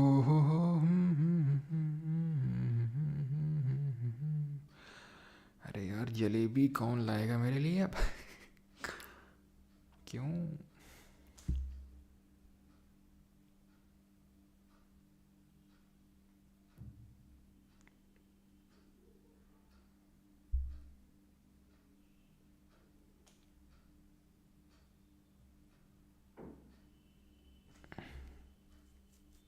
चलो, तो he fought and won the third battle of Panipat against the Hindu king Hemu. गलत, क्यों? वो सेकंड बैटल ऑफ पानीपत था भाई, थर्ड नहीं था। थर्ड तो आगे देखेंगे, मराठा और अफगान्स के बीच में हुआ था। He found a new religion called Deen Ilahi. Yes, क्या पूछा था? करेक्ट ना? हो गया correct. He was declared emperor in 1502, भाई 1556 में हुआ था सेकेंड बैटल ऑफ पानीपत, जिसके बाद अकबर एम्पर बना था। वैसे तो कोरोनेशन कन्नौर पंजाब में ही हो गया था, तो 1602 में तो यार 1605 में तो उसकी डेथ हो गई थी, ठीक है। ही वॉज, और आसिरगढ़ का जो बैटल है वो उसका लास्ट बैटल था, जो 1601-1602 में लड़ा गया था। He was highly educated, no, मैंने बताया था एकदम अनपढ़ था वो। Who amongst the following Mughal empress got classical Hindu mythological text Ramayan Mahabharat को किसने कन्वर्ट किया था? अकबर ने। मैंने बताया था महाभारत को रज़्मनामा टाइटल से ट्रांसलेट किया गया था अब्दुल कादिर बदौनी और फैज़ी। तो इन शॉर्ट मैं लिख रहा हूँ, बदौनी और फैज़ी ने किया था ट्रांसलेशन ये, ठीक है। और रामायण को ट्रांसलेट किया गया था by Badauni. To which position in the Mughal administration under Akbar does Diwane Ala refer? दीवाने आला कौन होता था? आला रे आला, फाइनेंस आला, ठीक है। तो फाइनेंस मिनिस्टर थे दीवाने आला। ये मैं आपको समराइज़ करूँगा, जैसे मैंने दिल्ली सल्तनत में आखिरी में समराइज़ किया था वैसे ही। Akbar's first expedition towards Deccan was sent to Ahmadnagar, ठीक है, याद करो, बेरार अहमदनगर, ठीक है। फर्स्ट एक्सपेडिशन टुवर्ड डेक्कन था, उसका लास्ट था, मतलब अकबर का लास्ट एक्सपेडिशन था और साउथ में पहला था, Ahmadnagar, under the leadership of prince Murad और अधम खान मान सिंह अब्दुल रहीम खाने खाना फिर बीरबल, तो अब्दुल रहीम खाने खाना और यहाँ पर प्रिंस मुराद को भेजा गया था। और इसी अब्दुल रहीम खाने खाना को, सॉरी नहीं, इसको नहीं, अबुल फजल को, ये जो अबुल फजल जिसने अकबरनामा लिखी ना, और बीरबल को, इसके नशेड़ी बेटे यानी अकबर के नशेड़ी बेटे जहांगीर ने मार डाला था। अबुल फजल को और बीरबल को। बताते हैं तब अकबर उस रात 2 बजे तक रोया। ठीक है, बहुत रोया अकबर। ठीक है, और अकबर ने बोला कि अगर थ्रोन पे बैठना ही था तो मुझे मारता, उसको उनको क्यों मारा। Amer fort was built with red sandstone. Amer का जो किला है वो रेड सैंडस्टोन से बना, नहीं जो गेरू क्या बोलते हैं उसको, बलुआ पत्थर, and white marble by which ruler in 16th century. तो इसको किसने बनाया था? ये राजा जयसिंह ने बनवाया था। Option number A answer, sorry Raja Man Singh ने बनवाया था आमेर का किला। ठीक है, ऑप्शन नंबर बी आमेर, जो जयपुर, वही कछवा राजपूत रूलर, ठीक है, जिनसे शादी हुई थी अकबर की।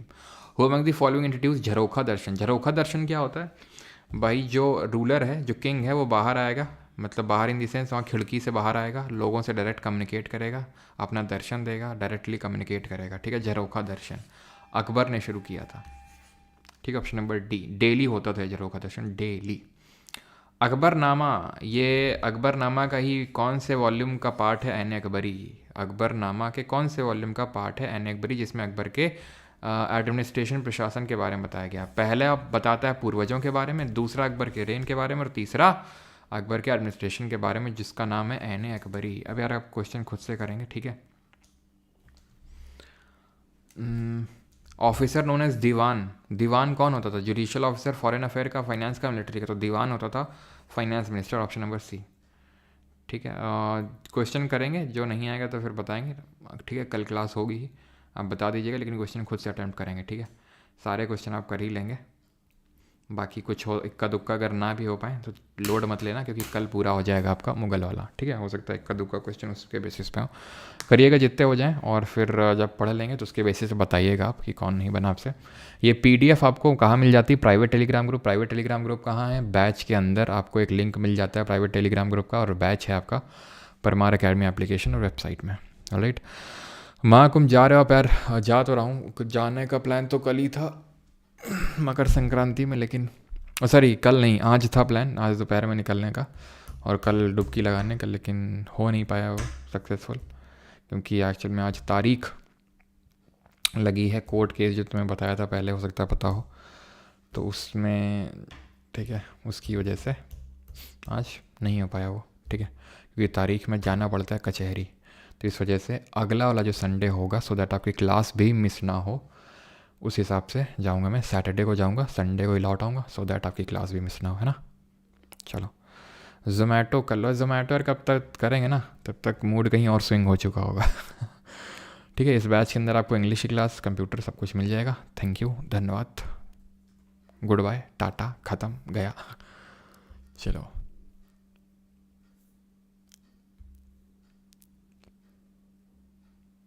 जूस पिला दो मैं सम्मी का। बिल्कुल बेटा, पिलाएंगे, छुट्टी कर दो सर। बुक 3.0 जल्दी आएगी, बुक 3.0। ठीक है, जल्दी आएगी तो अपडेट मिलेंगे आपको। मैथ्स की बुक चाहिए, ओके ओके। कैसा कचहरी सर जी, हम तो क्या,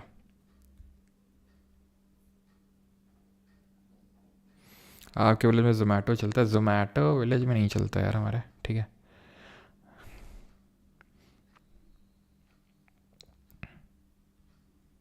यूपीआई कर दीजिए, लाता हूँ जलेबी। अच्छा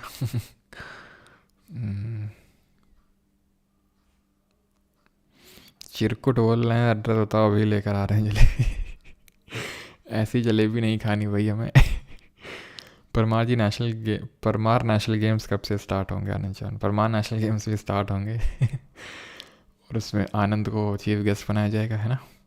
एड्स क्यों नहीं आते आपके चैनल पे? क्योंकि मोनेटाइजेशन ऑफ है ज़्यादातर वीडियोस में, एक टाइम के बाद ही कुछ वीडियोस में बस ऑन किया जाता है, और वो भी बीच में तो कभी नहीं। हैप्पी